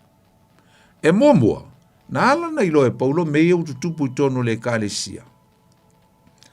Ono lo ta ua ile mata upu mua le Korinito mata upu mua lono fai po sumal tasi. O le iu whapea. Awa ua tā ua mai o tau ele au uso i a tau e o sa keloe o ia te o tau misa mamaseinga. Ringa la o le sosle na iloa i e Paulo. Tau mai ele au sa keloe, makari foi ke le lom tuo keloe. Le na alu mo le tusi Roma, ia tatu teo i e stemi. Alu lom tua la lea. Sau mai koranito. O lona au ainga, le ropo o nisi o la au ainga, ia po le lo matua, e va pia foi kako, se kwa vai se lo makua fai kalaso. Ai le ai, wa le tau mai ai vai ngei, o le momuole koranito, mata upu muamua, a lona fai upu e se fulu maltasi, na e tau o mawhai ai, na e tau o mai whapea. A wa ta ua mai o tau, o usoe, ia te au e o sa keloe, o lo ia te o tau misa, mama seinga. O lesi la sos na la ionga i loe Paulo, na tusi mai lava tangata o le ekalesia, e leo tangata uma, ai ei nisi tangata o ni tai, me ka o lei leader si tonu le ekalesia. Na la te ufei se tusi, ma ave atu e Timoteo e whao o atu, le matinopo o Timoteo po sila na lumaia, ai mamoli atu, ave ia Paulo, fai e tuaia la tu fisili, na i eile mata upo e fitu, alona fai upo mua. Fai mai a o mea na outou tusi mai ai. Mea la le ua leo na ilo e Paulo fa fita auri lai o, ele ngato le au sa kelo e, a o leo tusi mai lau vaenga le ia Paulo i Efeso. O fai atu ngei ia Timoteo, ia whao o kulu mako kusida, koe fo ia kulu ko inga mwhao ko el matu. Si fai atu e matu fisili. Ai se al temi tonu lea. Tua matau tia le mafia fia o a onga se sela o toi o tonu le kalesia. O whaia onga no mai Jerusalem. O fili o Paulo. Tanga tolo tulia e te whaaleanga o onga la apostole winga le tala lei i a keriso Yesu. A le o atu whaia o onga. Ele o yeila apostolo Paulo o atu whaine ia o onga e winga i le tala le lei. A keriso Yesu. Na, au nisi nei o mea na tutupu i tono le kalesia, o mea na tupu ua tumu le kalesia i le nganga wha maualunga, e le ngata o amionga, ele lea ma le amio leanga, amio matanga, a ua tumu i le nganga wha maualunga. Mawala tau wha tanga inai, amionga ia, amionga leanga ia, me ka o le sexual immorality. Ufatanga ai tu tono le kalesia, le a mio leanga, ia mameta o feusua inga le faa, pa ia ina i tu tonu o le kalesia. Wa faina i le kalesia, maftanga au ngā lii, faa pouliuli, ia le ngata fo ile wa le faa mamahina, ia maftanga, ne ba au ngā lii. Le momokol nito o lona mata upu e lima, Molko nito lona mata upu e lima. Talo na tau maua mai ei nisi ni upo le ote la apostolo. Mai wasala lau le tala i a te utou, i lo utou faitaanga. O le faitaanga wha apea foi e leo tā ua inu ese, ina ua fai a vale tasi i le a vā alonta mā. Wa vaila le melena o whaitua nei o le mata i fale. Incest. Whawhitauri le o le maku, ika i la apostolo, i tangata e o le lotu kerisiano. Ai whai le mele o le mata i fale. O le toe wa aia i tu tonua o loa, si o manga ma lo ainga. E wa le ai tu tupu. Tupu i Samoa, tupu i New Zealand, tupu i le lalolangi. Le whawhitauri le o le mata i fale. Ia vai fo e whaafonga mai e a whaina i lea whawhitauli matuia. O se mea leanga, o se mea ele lea, o se mea whaate moni. Louto e wa ai i tangata o i tu tonu o lo si o manga o toto mau ano mau iwi. E o a i tangata e whaia wā mai, pe o tangata e nofo tane mai tu tonu o tau ainga. O tino ma ano na aisa, o la ua tala ngafa i leisi o uso po o leisi o tua fine. A wai whaalongo lai mea i e tupui. E fōlinga mai le tala lea. Wa mai. ua maliu ia le to'olua o le tamā lea. A ua toe whaile si on to'olua. Ai sau. Ai mo moe malesi atali o le to'ina le lon to'olua le uoti. Se iwa aila ia i koe ngā me whapea. O le mtoa mata ngā asole. It's very evil. Very evil. Le me tau o le matai whale. O uputu sao a. Awai. Le foi tatu whaalongo a i tala ma news ma mei nei vai taimi. Oka. E matua i matau tia le tumo whale pui pui mea ia. Nai ta mai alo teine. Le ngata foi leo o nai alo tama. Ma nai whanau. Tu tupu a e fia maulo lato lumanai. Ma fia tau fiofi i alo lato ma malu whateine. Alale me tupu. Ia o lele ano ma lele mi ngao ma lele matau o isi tangata. Tangata la ia. Tangata ua peia o ni tangata e ola whapau e peo tangata ia. Tangata umtua le iloa le vā. Ma isi tangata. Ma tangata o ainga. Ma tua whawhine. Ma uso. Ka sengi po o tausonga meu ma whapena. Nephew, niece. Mea umai to tonu o le pui ainga ma tangata o ta ua o tangata o lo ainga. E te pui ai. E te mita ai. Ai te le to e whaatilo ai. Mea la lem kwa aita la apostolo Paulo. O le longo mai lau li ia Paulo. Po le asa na tala. Ai tau mai. O elinka mai mea. O mea kuku a mea ia ka umai la apostolo mea ia. Ia lela na tusin tau atua i la apostolo. Whaalongo foi la apostolo, wa whaina le kalesia, o le si le isu maka ukia kongo le kalesia wa longo mai. O whai kala mai silo mko ke loe, o le ha, o le fe vai a inga, division, wo fe vai ai. Mai le si, o au ki karikongu ya Keriso, o au ki karikongu ya Sa Paulo, o au ki karikongu ya Sa Apollo, wa vai ai le tino Keriso. Ngai a fi whaitau, ngai tango le whaitau momot, kol ni tolon ta upu momua, fai upo suma le lua ngai orte tu la apostolo, mta upo tolu fai upu momua e o leono. Mai Paulo e vai e le tino Keriso. Sa me utou whapenai. Mai Paulo e tasi ale nganga o no utou whana naua i le tino Keriso Yesu. Na o le nganga o Keriso.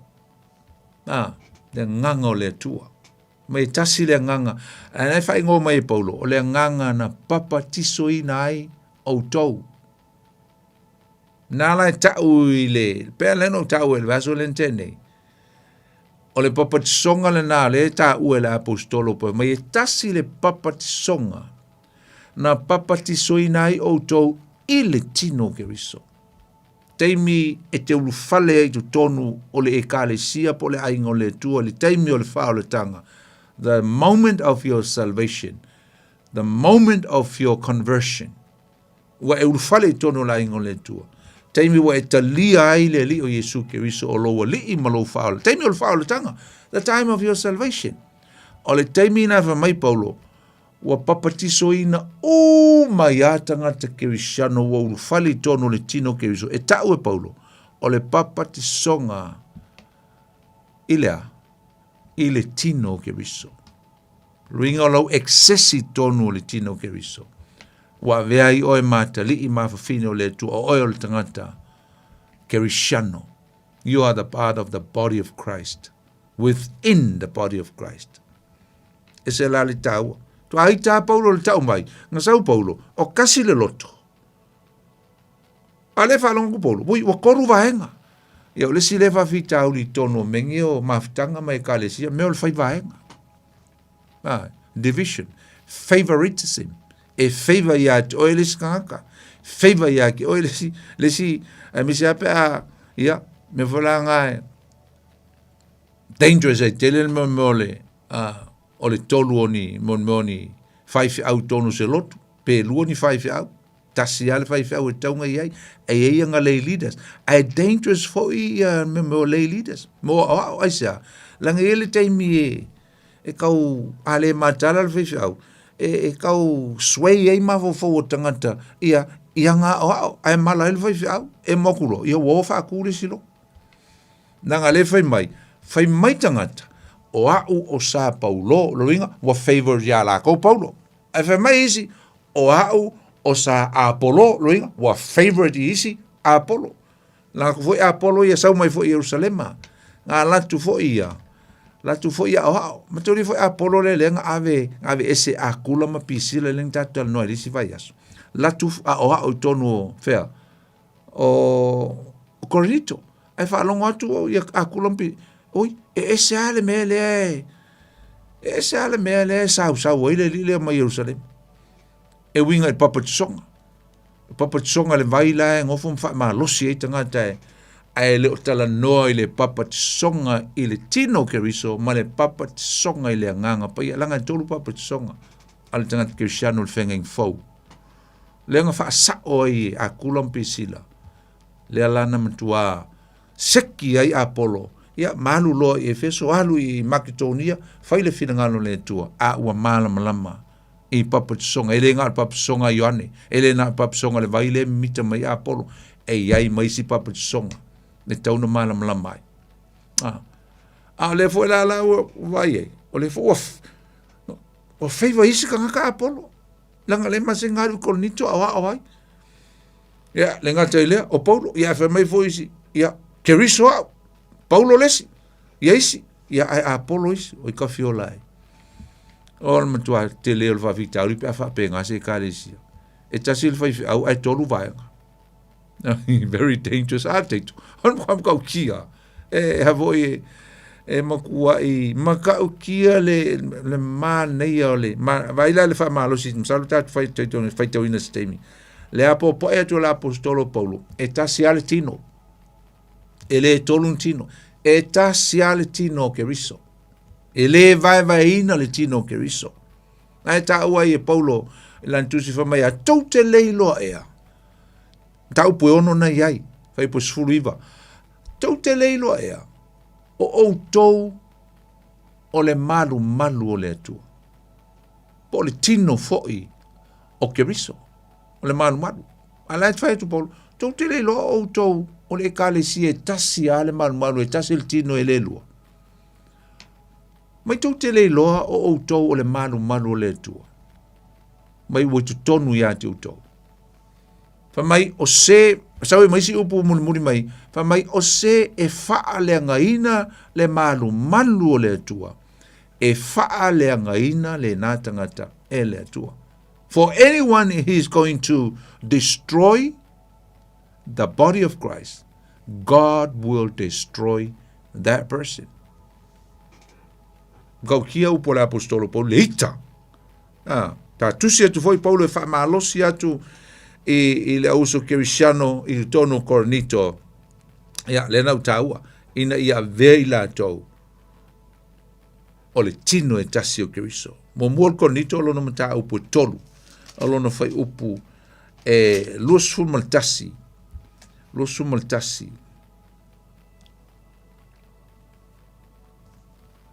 e fa pelon fai tawina o le nei awale mita se tasi itangata se si fa punga awange mita se tangata se tai one mita se ngala ko muli ka ele muli le tua awane mita se tangata se tasi itangata awa o mea uma o a outowia po o Paulo po o Apollo po o Kefa po o Sakeriso po o le larolangi po o leola po o leoti po o mea i nei una po o mea atali, o mea umalava o a outowia. You are one and you own everything in the church.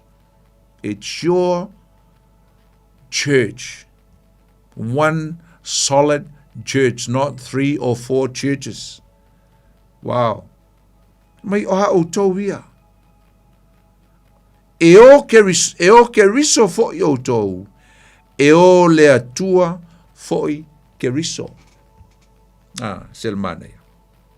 O le si mena tupu, o whalonga atu apostolo, o isi Cristiano, ma molia isi Cristiano i whamasnonga, il tula fono, tu sama il tula fono. I ala tau lava mata upu whaloto i whale. wa ave ia ia la tu mta upo e fa masino ina mai tanga te fa pau. A la tu mta upo e sort out la tu tonu le kalesia. El mo mol kol nito o mta upo ono. Me la apostolo Paulo. Oi so o tou la te fai se finaunga. Ma se isi se tasi mea. Finaunga me tonu le kalesia little issues. E fa maia.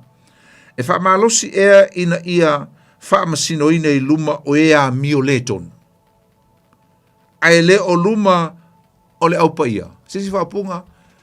Pe lua te tau upu ea malua fe se ai malouso. Ai ko oi ave le pule ngā Roma pe ave se ia herota pe ave. Ai le o hae o tau e tala noa. Ma sort out. Mana ia la fa paleni. Wa ne te ua fa pe mai nei.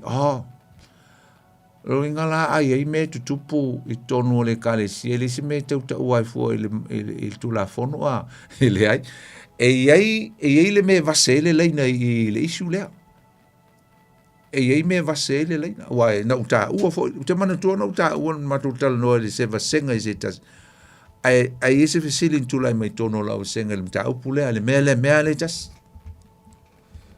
sa se fesili le se tasio tomitia nga va pe Pele avea la tatou me tutupu whawhita aulio mea afia e me kol civil law e tu la fono le lau ele. Ele avea la tatou I le whamsinonga pe ave su pe ave le malo.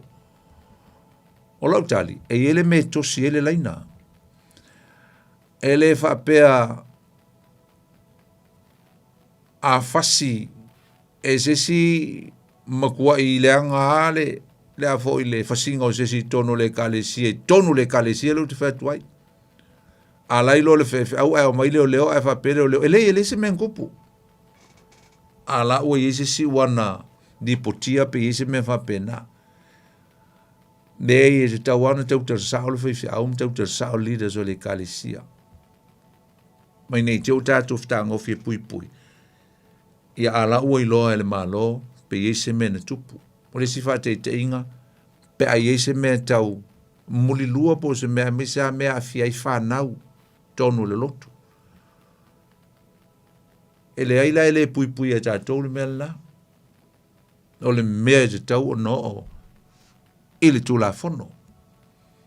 Misa mea afia I whanau, e afia I fo I mea tau tupe, ia mea o yo maina issue mea ia fe mai la apostolo Paulo.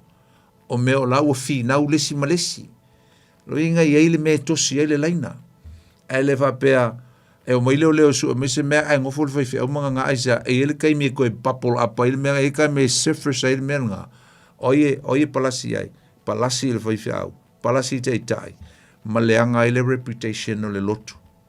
Ya ele fa pe foi la ka ko anga fai kalam fai loinga e al tai me sort out ainga me e me tupu ai me ongonga ele te tau ona na ina da tau tonu le kalesia amen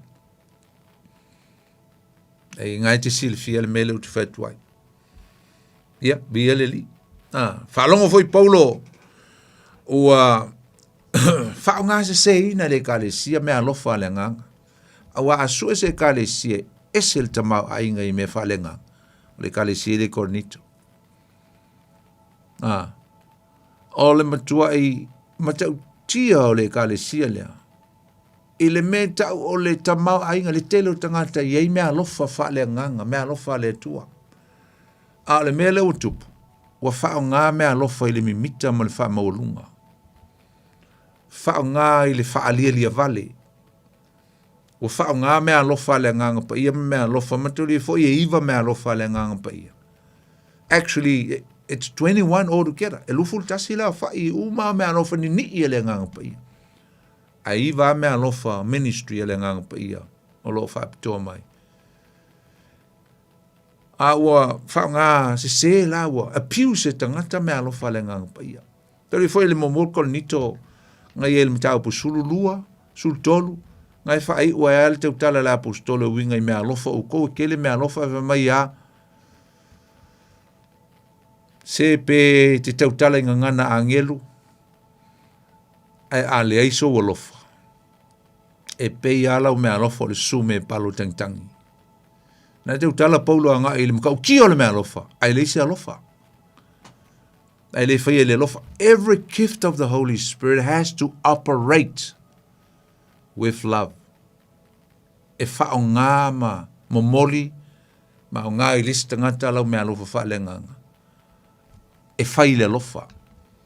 Wha i uelem tau pa suma le tolu, wha mai la apostolo paulo. Wha mai a, o le wha moe moe, o le a wha tua, o le wha moe moe, a o le me sili ma le alofa, a o le mea sili o nā mea, o le alofa. Aisea, e o wha tasi mea alofa le nganga paia, ma le alofa. Le anga fo i alana na umia le alofa i le nganga, i mea alofa le nganga paia. Langa o lau mea alofa. I le toi au ngā ia oe lau mea alofa. Yes, e mwhaanga e a mwhakaikainga o se wha malolo mai. Whainga e wha malolo ai oe oe mai malolo ai, wha malolo wa tali i posisio lo wa inga. A ole operation po le wha ngā ino lau mea alofa le nganga. E au ngā mo listangata. I te wha malolo ina listangata. A ia oe mea alofa le foai e te kiv wha manuia listangata. Aia oe mea alofa o le perfitanga e te perfita ina ia malamalama tangata. Mea alofa uma e whao ngā e le tangata. E manui ai tangata. Mena e whamaila apostolo Paulo ia Efeso whamaia o mea uma ia mawhaiva ia. E mole ātina eina o le tino keriso. Inga e o ma o ai ma admonish the church, the body of Christ. E wha lei ai, ma wha tina e, ma ia manuia, ma malama, ma manuia ai stangata I lau mea rofa. I lea, e the fivefold ministry ngai mai e la apostolo Paulo. E se la le taua. Wha tono fo e la apostolo ia le kalesia. A whai o ia te utong tangata e a mio leanga malatu whaia le monilua, whaia le fornication, sexual fornication tono le kalesia. Whamai la apostolo Paulo. Ngai le bo mo kolnito e lima whai po suma tolu whamai a expel, whatea. Vese. Whaia si malosi o upo le apostolo. Sa tu si ina e le apostolo lale nei tu si momua. I koronito. A vatu I koronito. I sona tau mo whainga ina ia toe whaafoi mai koronito. I le whaavae na mata I o latu o langa whaalengang oi o ke riso Yesu. The foundation that Paul built the lives of the church in Corinth was upon Jesus Christ. Tau whai Paulo toi wha, fo I mai, toi fo I mai I leli, fo I mai a Yesu, manui ai, auto. Tatu o tu lua kornito. Le lua le kornito, tu sio I le vaitemi o le pau, po le autumn, po le teimi ua. Pau fua a ia lau o la au. Tu sia mai lea mai tonu o Makedonia, ia. Po Filipi le ai o Filipi na e maua le mtau po lus fulu lo no fai mo tu se nga luenga. Ma vai nai masina e fatalu na uma atu le vesi le iai. Le na aveli tu si mo mua ma le iloa. Ia me se fo ile mo mor konito. Ona manatu le apostolo. E fialu e asiasi konito. La ia le popolenga ma le mamafa le loto le apostolo Paulo. Taua na alu konito. E asiasi ai ona o lo faiasi na matautia o mei tutupu mai tonu o le kalesia e mise lava mo meo mtau pisili wha maina o mea uma malona fiafso swani ila au keu shanu tonu o koronito a o loo iai ma manu fe ai po tangata watu ma o onga se a ele si mea na leo na fio o Paulo I koronito na fio o Paulo Cornito, se ia tau awa ia te ia ma uma ia te ia le mea lofa. Tau ia fo le mea lofa lea na oila ulia no mo sila mti mo teo le na o ma fai atu. E longo atu Cornito ina ia ao se mea lofa. A o le taimi o tuto e fo i Jerusalema, au te oso atu, ma amele lato mea lofa e whaoo. Mō le kalesia Jerusalema, ie o matitiva, ona o whawhita aulia me se mawhue e te tonu o le Mother Church Jerusalema. Le ala lea, na mna oi paule hao se mea lofa i e kalesia uma le au Cristiano, le tino ke riso e anga le lei ai i le lato e kalesia au tu. So soani ai taimi o pōpuanga, ma le mana o mia, time of needs.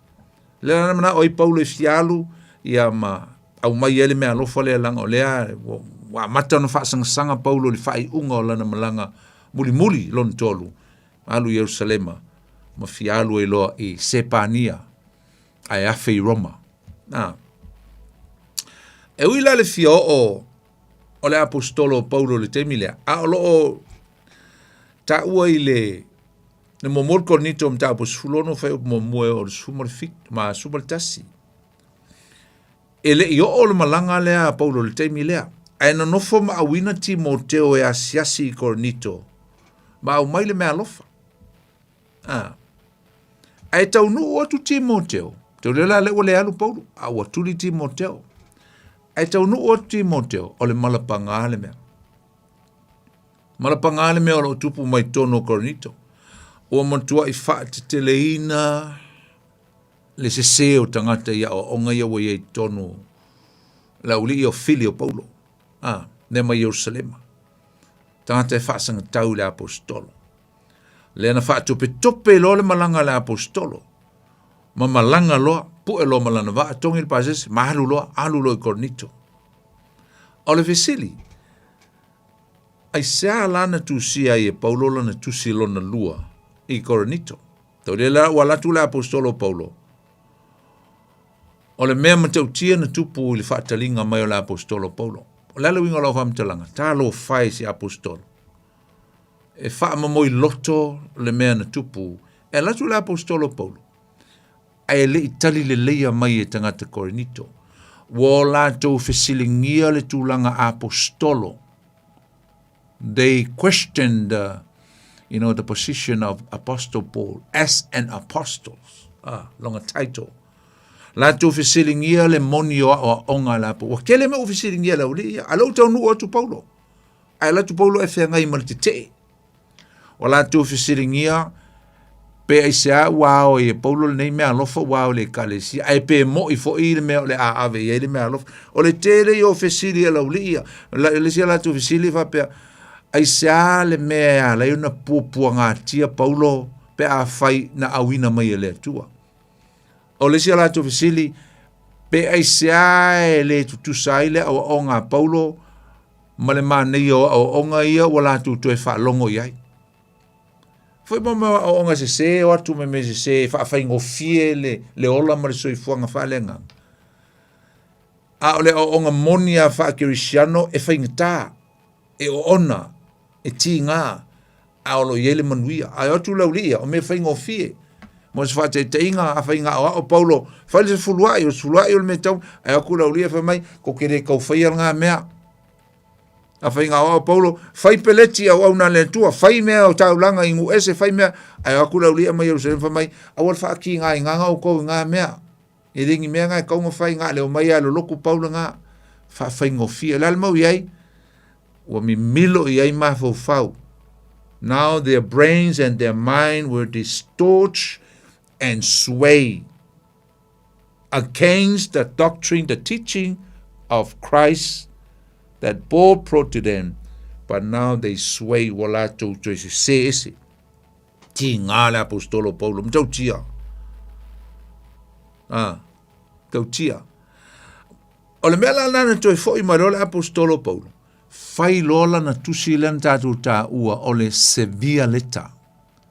Le tusi lea na le maua le teimi na tusi e le tusi pa ia. Ma le tu ua i tutonu whaapunga Paulo. Sauloa Paulo fai na tusi tutonu Efeso. Ave ya Timoteo. Sila. E alu sila ave. Ave la tusi lea. Na ua ta ua le tusi na ole tusi sevia po ole tusi onga. E whaingoina e nisi o skola whapea, le ti ngā le apostolo e whapea, o le asia singa pangatia male whanonoa. Whaingoinga whapea, a painful visit. Ti ngā, le se singa ngā laku malong loto whapea latu, sapo mai, ma sapaia mai ai laku, oi, ai whafiko ai mai, I mea matautia. Le lua kol nito olona mata upu e lua. Lua kol nito mata upu e lua. Talo nai le amtanga mta upu e lua, ngai te lea ia whaupunga il mele utu whatuai. Ala whai upu mua whapea. Sa whapea fo I lo lava manatu. O te le toe aluatu I ate o tau male ti ngā. Te lo le upo le apostolo, e tango nge whai tau le whaperetania pa whai te fia mamla matiri. O le wingo le, o le upo le apostolo Paulo. Whamai Paulo. I won't come back to you. I won't come back to you as a sorrow visit. Po se malanga ti ngā. Whalongo wharea. Sa whapea fo I lo lava manatu. Whamai Paulo, o leo o filfili le taimi nei, o te le toe aluatu I ate o tau male ti ngā. I won't come back to you with sorrow, a sorrow visit. Awa a whai o te whaati ngā I ate o tau. Po ai se na te whaafia mai I ate. Kua I mawhakia la apostol. Mawhatia. Ola na whangau whaale ngangang whaatua la apostolo, 4-4, nourished, whawhanga, ati nae, alu Paulo, mele tatu te loa ele dangerous o mo le luko. Mai Paulo, mai Yesu, I o tō mātala ma luko. E o atu e, lama le lafu ma moe. Pa ia tuata ma se se ia, whaia o onga se se to I se se o mai le karesia. Le almo iai, e latu sto ina, ai fulitua mai tangata I a te ia. Lua ko nito mtau po suma tasi alo I whai po e whawa pia. Awa a whai e tāla ina atu. E se e alu atu. Se Yesu e ese mai. I le na mātou tāla ina atu I ate o tau. Peta lia o tau se anganga. I le ua o tau talia ina mua mua. Yesu mua mua lenga o tua I ate o tau. Ai o tau talia ina. Leisi Yesu I se anganga e ese mai. Mai leo Paulo, come on guys, come on church. Brothers and sisters, I have to remind you. Somebody just came with a different Christ and you accept that. And you ignore the Christ that we previously declare and brought to you. Kwa ikala poskol. Toi foi ese leo le apostolo. Mai le ayo Korinto mkwa ika. Ma le loto ti ngā mawhatia. Toi foi atu I Efeso. Whalongo fo whapeta ni or whasa molel na whaetuane. I made up my mind not to make another painful visit to you. Mai kwere ko erwa. Toi fo I lo Paulo Efeso ona ia awina lo leo tito malana tusi fou e tumui upu fa sa toi a popo yatu ai pitai o le tusi lea le na tatu ta ua o le tusi ele I maua ia po le tusi lontoro malanga lo Paulo I Makedonia, ringa la alu Paulo I Makedonia, la fa peasko inga, wa o ke lea I le uli e kornito, ai pita iane, ia, ni loa lava pe no o, a fa mai se le io, au te lo te tonu, no, e tu sai o le toe ta ua e Paulo, nisi vai ngona tusi, au le mele ta tu te lo, wale maua, le tusi ta aina tusi aina I fa maunga. E tuu whaatasi I te tonu o le tuspaia. I le teimi na whai ai le Canaan po le Cainonia. O tusi upasia e whai ai le tuspaia.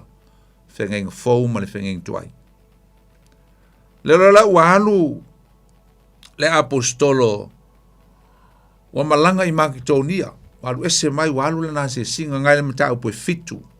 Ta upo fitu a olona foi upo sfulu malitolu. O le mea lea na wha maa whanawhanei nai mātou I le wha maa whanawhanei no o tou.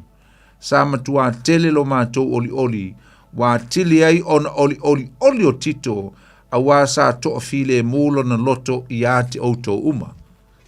O ira le vaenga lea, e alu ia Paulo, like for lele, he was going away for a retreat. He was going away for a break. Was too heavy. Ma mafakele me le nga va ai Paulo mfa longo e Paulo mele na tupu Korinto.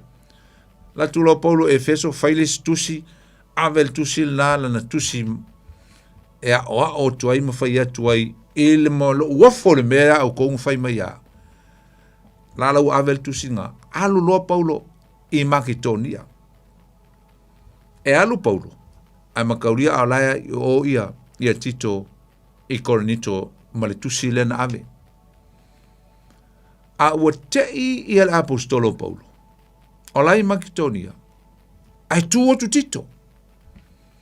And Titus came suddenly and approached Paul. And he came with a good news. Ai la tu Tito ma se tala fia. Wala le tala fia. Ale no foi tauina nei. O le tala oli oli oli.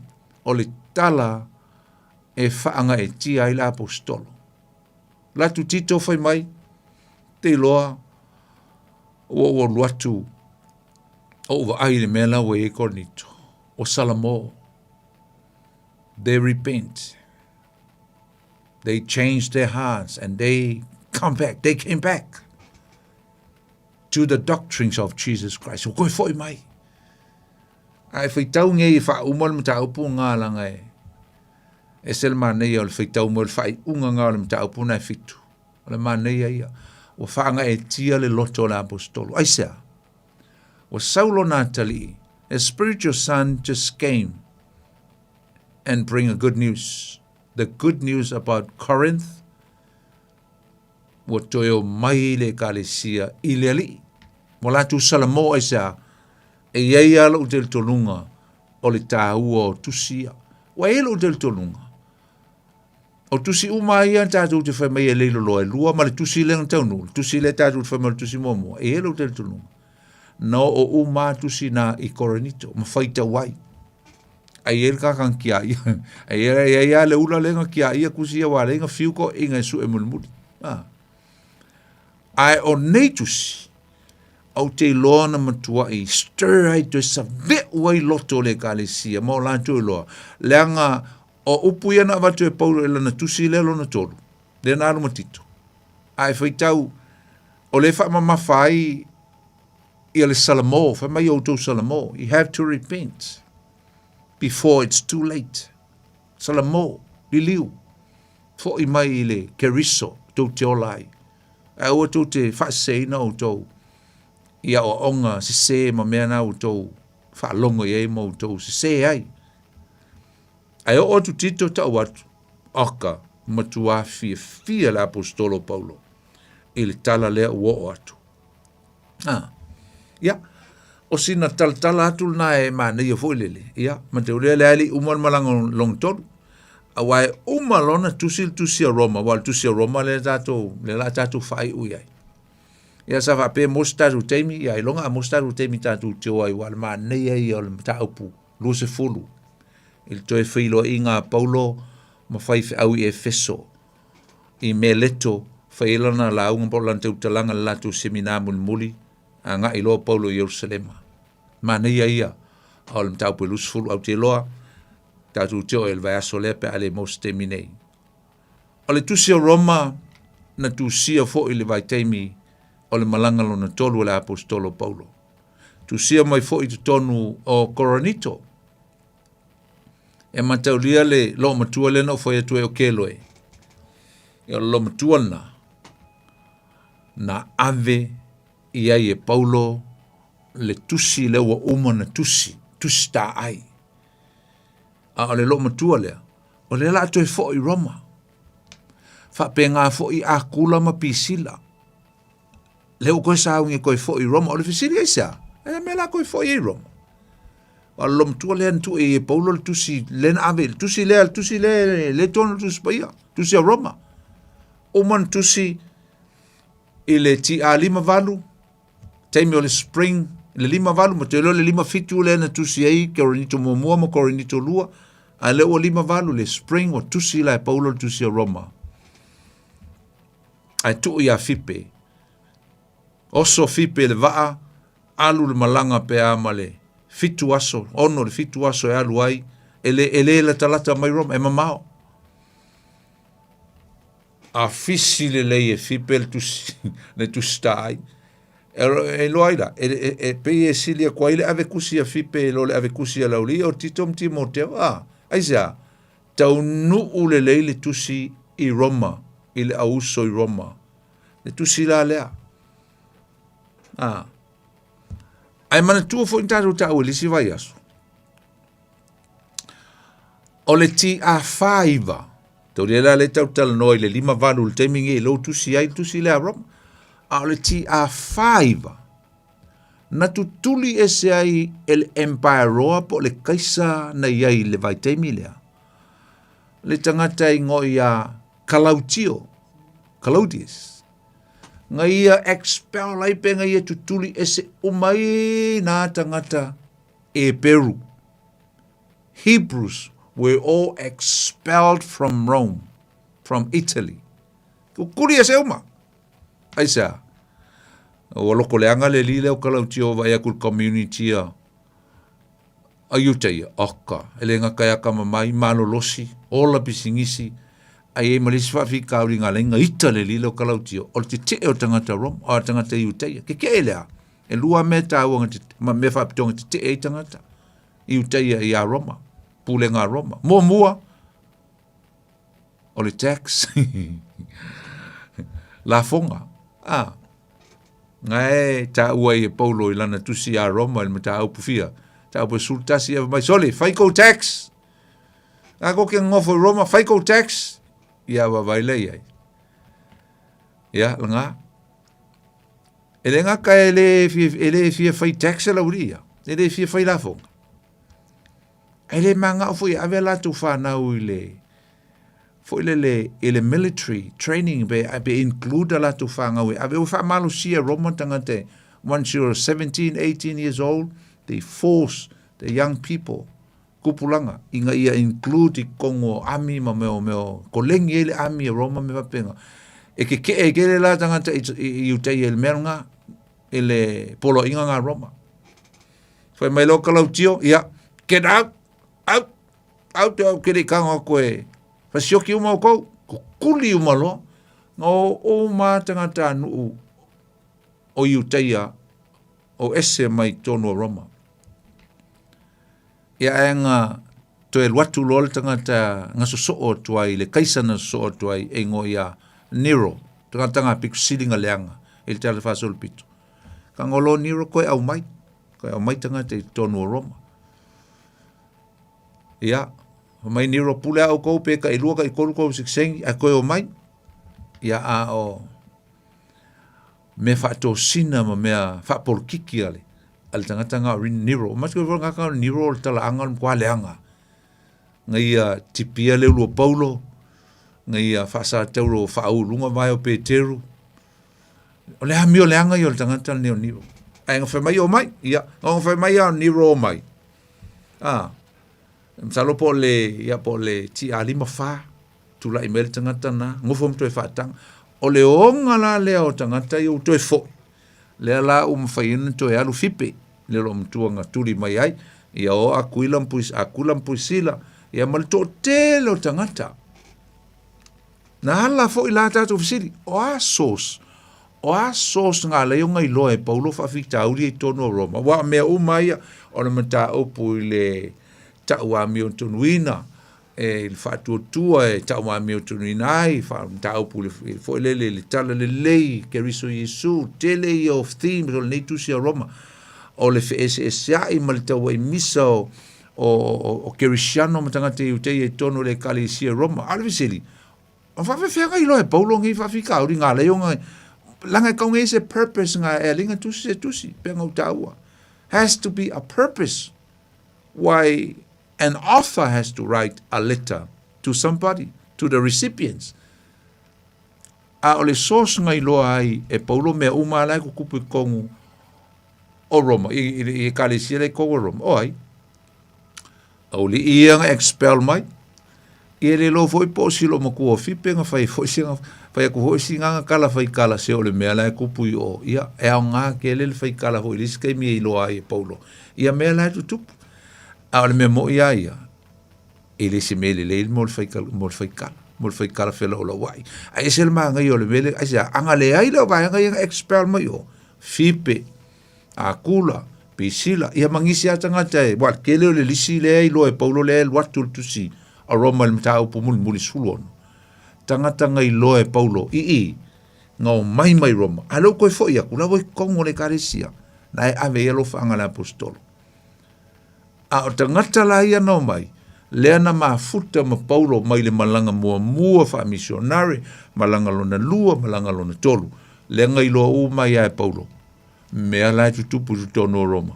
Tanga loa Paulo, tusi langa tusi, wai loa Paulo, o le a umalona teimi i Koranito, le a matana mei atu mao atu a Yerusalema, tusi loa malana tusi, ufa longo lela ato e fo i fipe, e alu Roma e failanga, koe failanga sikisengi, mai loa Paulo, ia tina ia o e te alu malitusi.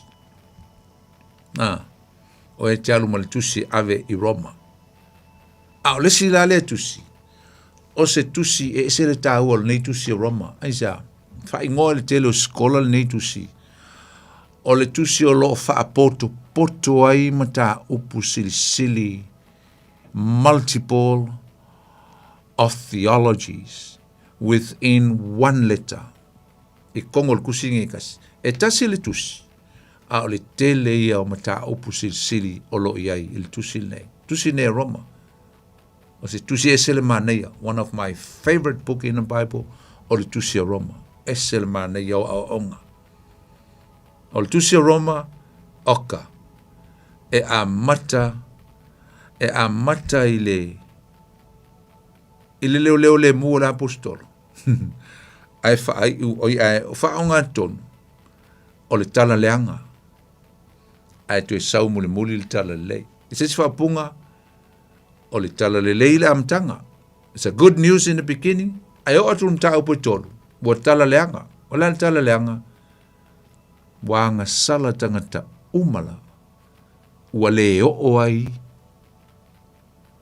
ile mamalu le tua po le ola fa vau po le maftanga na yei mo e pe ona i atamu mo eva ma le tua. Aisa, ino wang sala.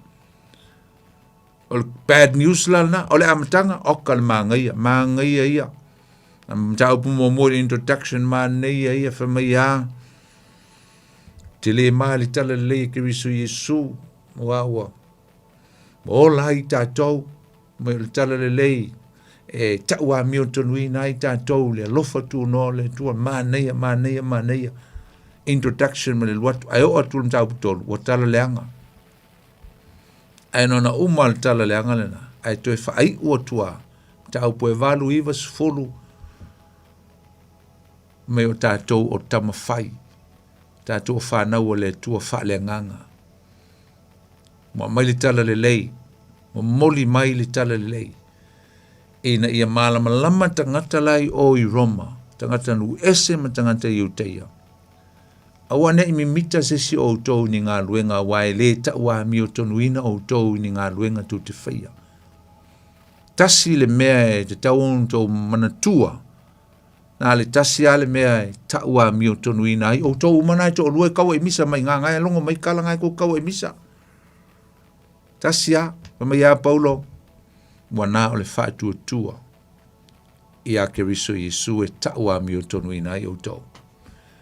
Just have faith in Jesus Christ so that you may be justified. You won't be justified through your deeds or any works or any efforts. None. Leise mea e mwhai on taua mi o tonu ina o tau. Wa vai la ngono le to ina. Leo nofo le la fasanga la alu Yerusalem o al temile o leo mawa faupo le umalo luatu lo ai e tu toe luatu uma le lanto seminar po le lanto conference le fai ma fai au i fe i meleto wole to oso Paulo Efeso talo si fa mam la mal vaso le na tu e to alu Efeso e to asi ai fa mai wa luatu ala auta le to ina wole oso le va to alu pe alu anga Efeso langa i fialo e tuli le sauninga o le Pentekoso i Jerusalema ma le si mea o le alu e Efeso. Wala ngona e Paulo e la matia lo na ola e Efeso. A o te tau na lena leon avela na fe au na ele mta au pelus fulu. E o mai uma ia toe ina na e tau mo elders ia po fai fe au. Po tausi e kalesia o la tova ia e kalesia. Tatu te tal noa. A o amata na fatu tūlu ma fo fau o Paulo. Fauko sa ngai o fie fo i Jerusalema.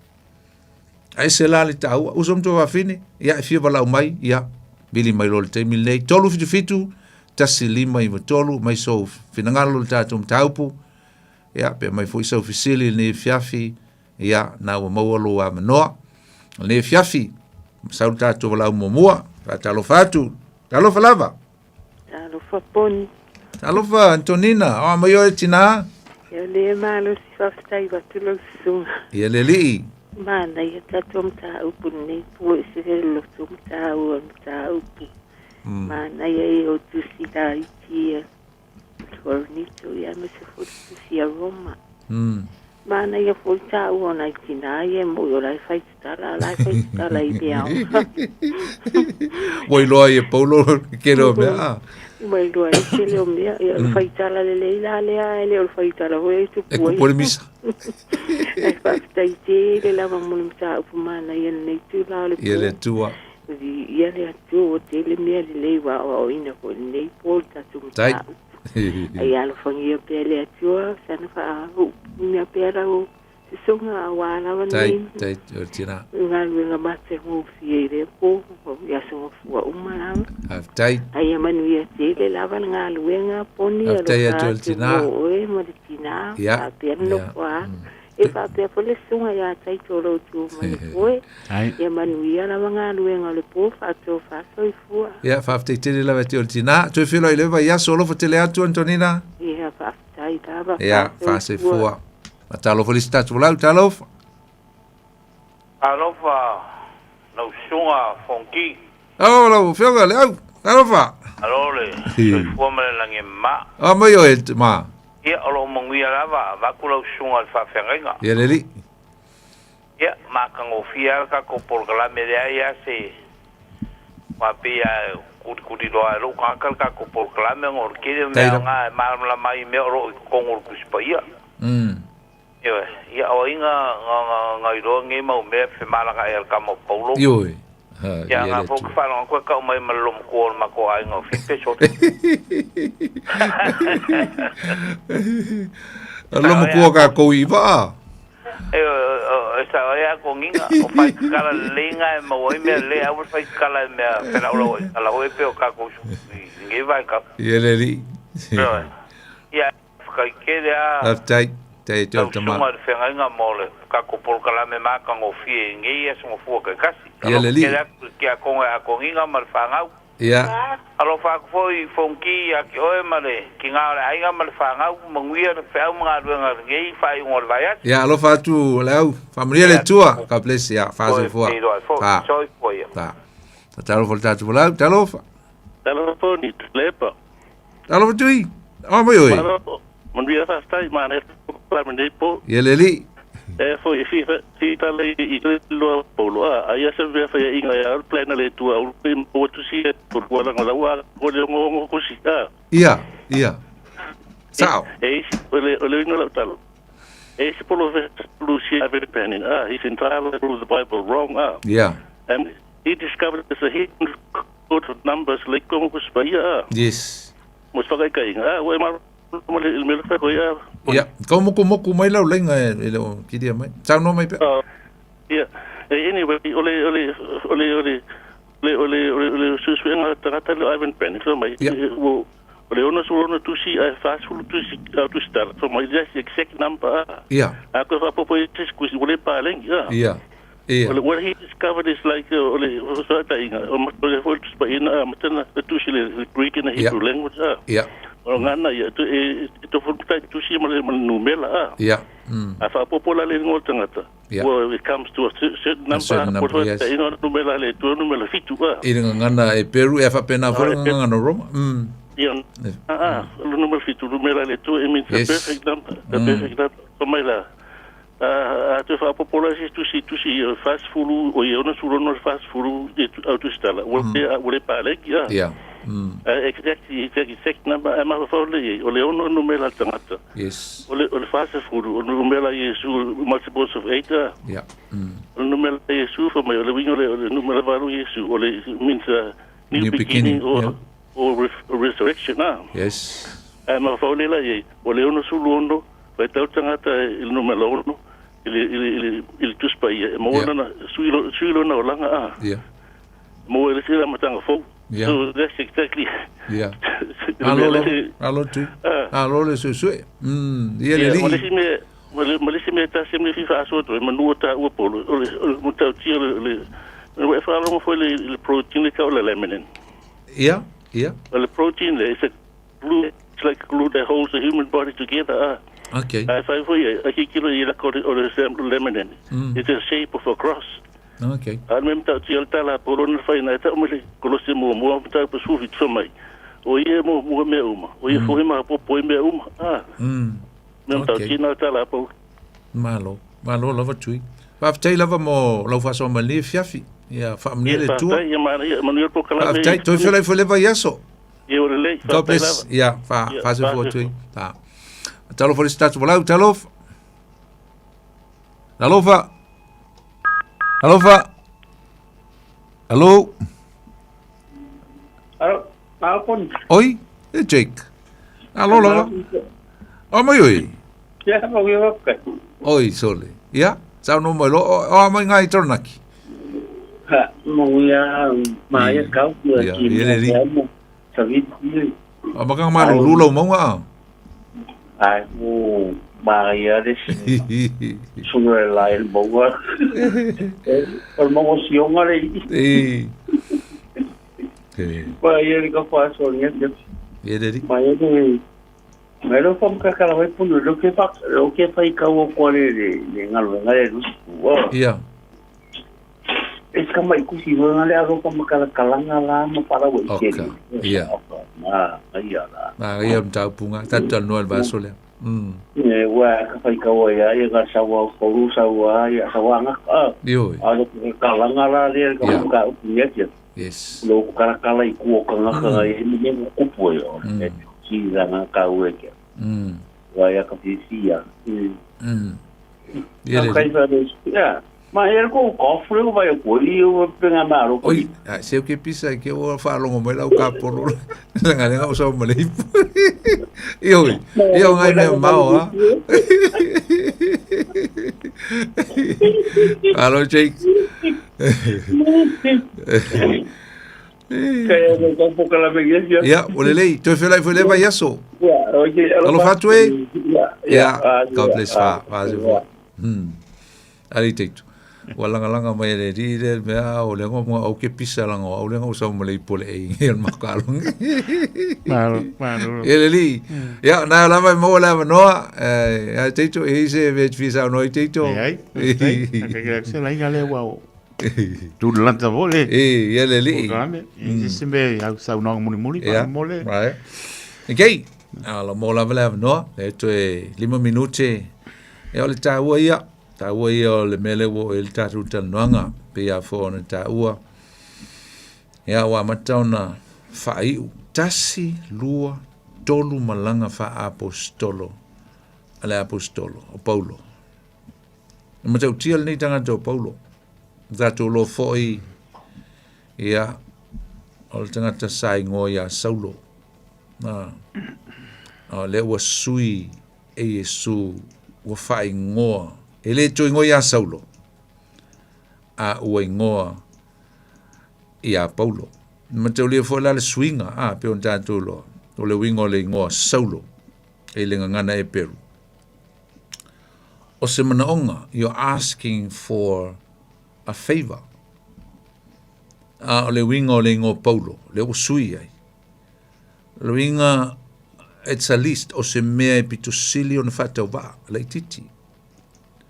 Ana mawhawhaule iai e le tūlanga awa o le ingo saulo. Tato mantua leo le tupu foi leo saulo.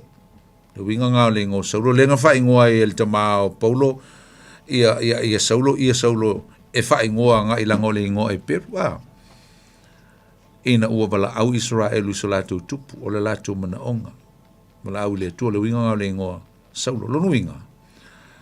O se mea tāua, o se mea mawalunga, o le tūlanga e alo ia. A le la wa suia nga i le winga o le ingoa saulo, o Paulo, o le upu Roma e saua i le ingoa Paulo. Wa suia nga i se mea o le winga o se mea whatau waa, se mea lai titi o le winga. Whapea umalawa le la ngona o le apostolo Paulo ina ua whai mai lava o ia, whai mai. O a ue pito sili o na o whatau waa. I am the least of the apostles, of all the apostles. O nofo Paulo ma tusa o ia i isi apostolo ai mese lava, Peteru, ia o Ioane, o Iakopo, Anitelea, Bartolomaio, tusa ia i el nei apostolo matau tia, o kako wawai a Paulo. Ole matua i matau tia o nei apostolo. Tau tia. O ia le apostolo inu ese, o ia le na maia le tala le lei inu ese, e i tātou. Wa le nau tau e lisi tātou Paul Kalame, ana lei Paulo, ana le toa Paulo. E le matala le whai to toa a ngai i Europa. Ko le whala Europa le engelangi le ngasa wai ia Ioana Viliamu, a ngai Samoa. Paulo le na te tala ina ngai ngā i Europa, i le atu Kalatia. Whaasanga e Paulo a ngai lisi pito i Makedonia, te tala le whai to toa a ngai whea i Asia. Te tala i Asia. O vaenga te tele lo langi. O vaenga ia a wae lima ia mo meo wa fo ingo vaenga ia e lo langi. Lela vea i fo i matatou la Australasian, lela vea to i matatou. Ia e lenga te fo i lea o Afrika, ia maitu e lima continent, le upunga continent, lima continent o lo langi. Na mātala tala uma nei continent e lima. Ono la ngā luenga la apostolo Paulo. Lena o mai eli tala le i so se vaenga o lo langi. Luenga la o Paulo. Consider that o Paulo, usum tu wafini. E le o se tangata whatau wa. O le tangata matau tia. Ai o lona loto maua lalo, lona wha maua lalo, wha mai la apostolo Paulo. E pito siliana la ititia. A zato wa ai foi la upo la apostolo Paulo lana tusi a Filippi lan tusi mai tono le pui Roma le tatu teo este. Fa mai Paulo. Wa o manatu o tele i maua. A ole me tasi o te whaia, o te whangalo i mea o tuanai. A o te momoe puno wai i le lumnai. La rata no Paulo i le ola e whavavau. I langa price il nao le ola e whavavau. Ai fa mai la apostolo Paulo. El tasi le mea na te mana o ta umai atu e mau le fiafine. He's not there yet. Na te le i maua. Luringa ele i ato o toa. Ele i tini lana ngā luenga o whaia. He's not there. He's not complete his calling and the ministry yet. Mai wo manatu o te le i maua. A ole me tasi o te whaia. O te whangalo me o tuanai, a o te momoe. Tuli, lau price. O leo price, everlasting life. O leo lai whawawau. Tato maua le adi tua Paulo, loto maua lalo. Ngā lue wha maoni, wha tua. Ngā lue e au nei le tua. La tato whae uli talo. Whaaftei tele lo mātua tua. Mātua vi ia oile nei pō. Whaaftei tele lava ia o fionga pa ia. Whaaftei lau upu. matua o ina whaalongolongo ai ne fiafi le tua. Mai eini o onga taua lava, tonu o onga le apostolo Paulo, le ngata foi leo tustu singa luka le tusi ngā luenga. A lo whata ua ina ai le tua, lau au no Paulo mana ngā luenga, i lona whinau, ma lona lo tele, ma lona whatu tua, e mo mori lau tala le lei, i vaenga e whao le nei lo langi. A manuia mai le fiafi whaamnia i au tangata. A manuia le atua. E le fiafi lau whainga luenga niso ngā lulue. Maua i mātou se pō manuia. Saunga le mui longo awala te tele. E le fo i atu i aiga. A manuia le au nanga ma le au whainga luenga le pūlenga ma le au whainga luenga. A le Radio Samoa. E umea uma. Fo i atu o le vi inga o le whamanu ma le whane tanga ni o sa uma. E o le whavavau. Whavavau lava. Amen. Ya, sa mol tatou proclame la liva yaso tutu le penga le loto. Il famo mo la tatou to e felo e fo il vas fo il tatou taimi masani il tau le baru. Ya le fiaf, ya o la auto ona lei poni fonuti fa soi fuia mo nei taimi. God bless you all.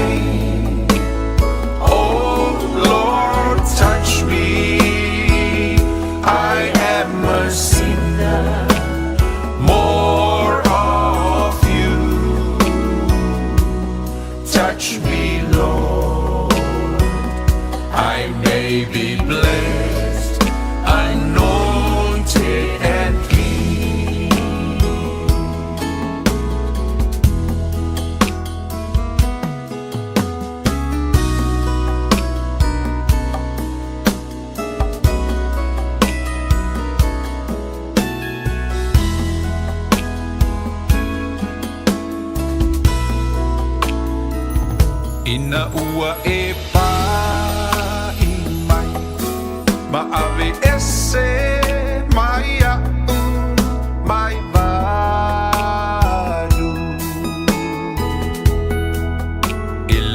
mea sa o savani ai sa le ai ma so o fa a moe moe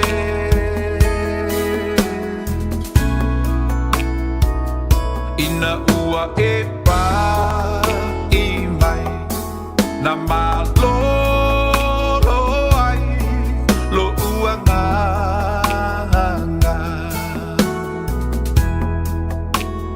Yesu faafetai ilo alofa ua o wolai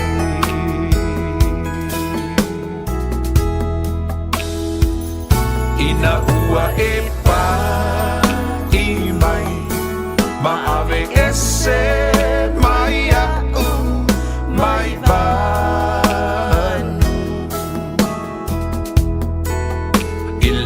sa o savani ai sa le ai ma so o fa a moe moe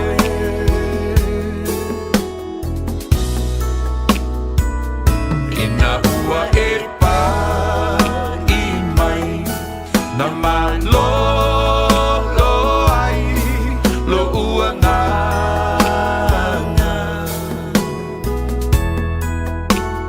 Yesu faafetai ilo alofa ua o wolai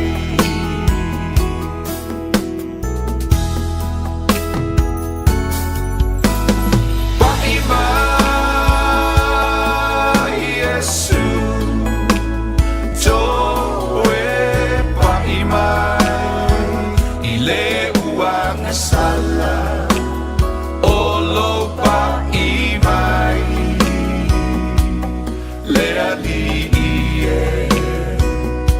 te malo si ai fa'au mama mai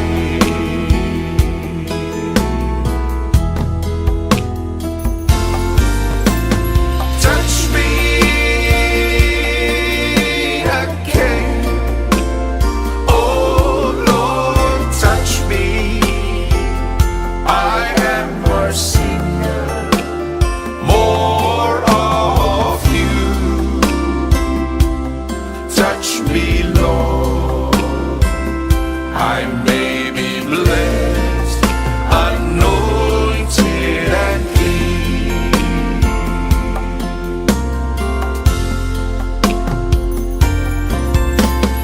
Pai mai Yesu, toe pai mai i le uanga sala.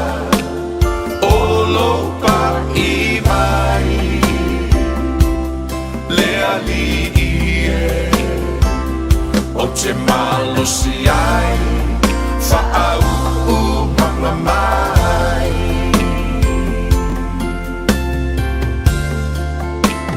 Olo pai mai le alie o te malo si ai fa'au mama mai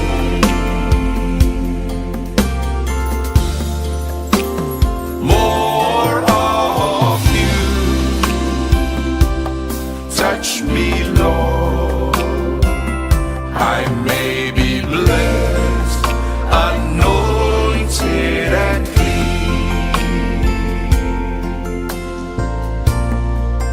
Super Mario Pastor Pony Fonti, when you touch me, Lord, in a way, pa i mai ia te au o malo noi, pa petai Yesu. Leu fa mai atu ai lava lana por klamere nei po, tu leu penga e le loto. Mori fa maro mar fa petai, Pastor Pony, mori te pena ina, ni lava por klame tato fia, e fa ponga pa longo le upoleola le solu yo tato vai, o le mana lama yo tātou wala. Maruia lungo ala, o ni a pese tu o le ala, lau sunga Pastor Pony Fonti, Ea, manuia tau no I maota malawa pe iloa I marpatua e me sfole kalesi o tāpo ia o whaiva. Spaponga po nei proklame ele vaiaso o mua pe a tātou dia ele lofa malanga leo lo tātou atua.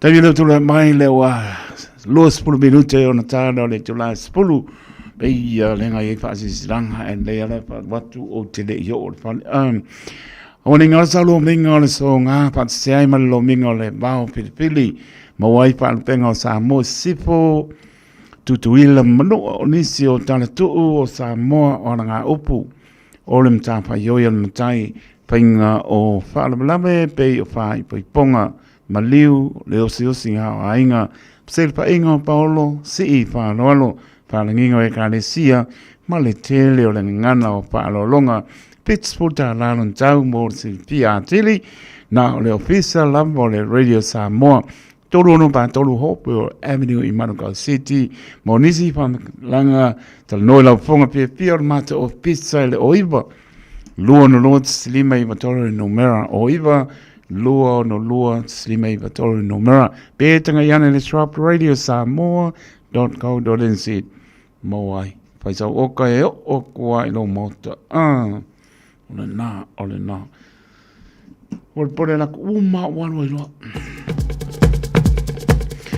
ole fasislenga le maptanga le fianga sala au mo ya kilani fasisla tu yalom tam pa na uma le nei no o sala au mo o alalam papa au so se tafa o au kilani ni sila ole aperta to fontanga la solusu bandu February to atosi numero valu awa straight o tau rugby football club ile tula spulua ile aulianga ile tolu le fiafi whamnatuina iam whatano ina ile tusi e pe on whaponga iai le tātou fontanga ua tona iatu talitonu ile lofa whasoa le atua tata iatu ailo tau soi fuam somato neiola ile aso o ta uelunga monisi whamtalanga whaso ta ile orua o Fantasi tolu tasi pitu tasi orua o fantasi tolu tasi pitu tasi paaptai sai nia tai pono mane lau alam tam whanau le pianga sana au mua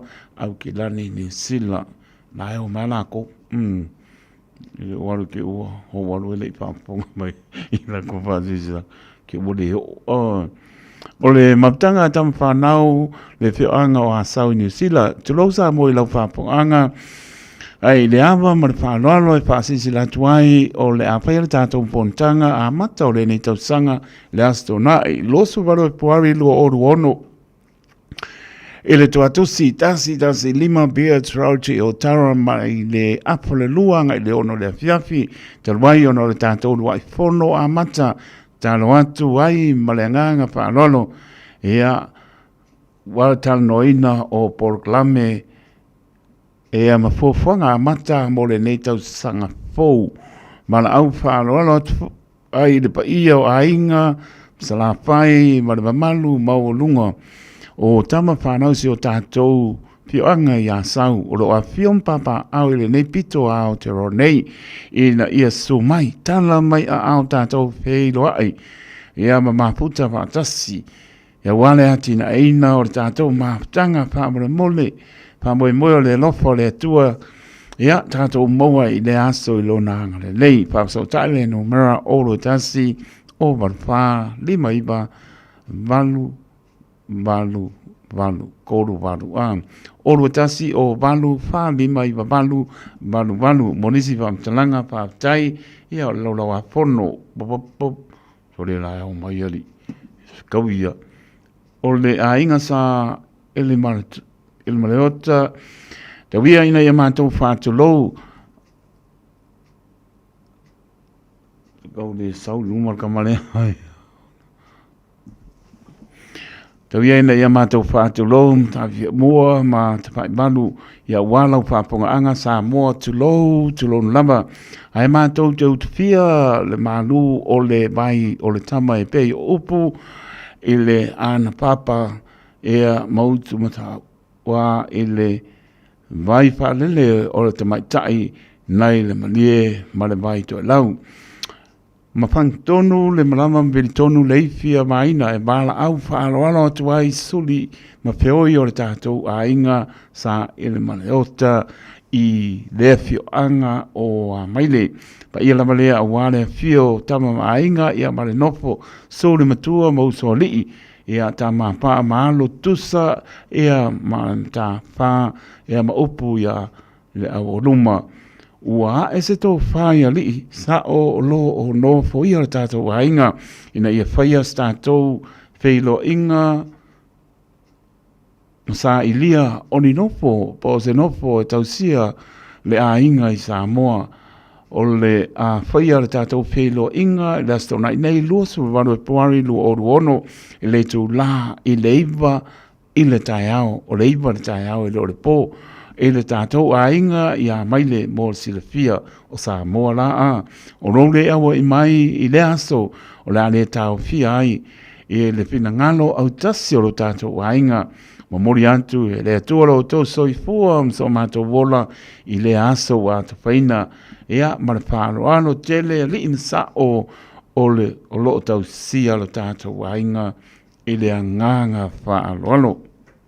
Ko sa ilia ko ngai ko fa mo mo ke o misi ia fa pe la so o le umanga nga tai tora wal le pale ia o uma o mai a le ia spai bai a sama se mau sa mo le tino pele poto tau tai se la na tu yama ia pa mo lo nganga ke siano ma ngalo la to ona taulunga me tau to le nei po a fia silfia tili nisi me e ala i pa silsilanga pio anga mana panga pa tonga e ka le se manu tal no la fonga fia ma to fisa ile oiba luon lot slima i toro no mera oiba luon lot slima i toro no mera ia petanga sa mai la va toro no pa tolo hope Emily in Manukau City mo le leia ma to ma le purenga le radio sa mo ma to fa ta ba mo le atu fa ma no ma fa tai la toro ta to no ia mai se la lango mai e ala i to fa si silanga famlia le tua. Ea ua mai ai stau tua le nei po sa amore tono pele pa petai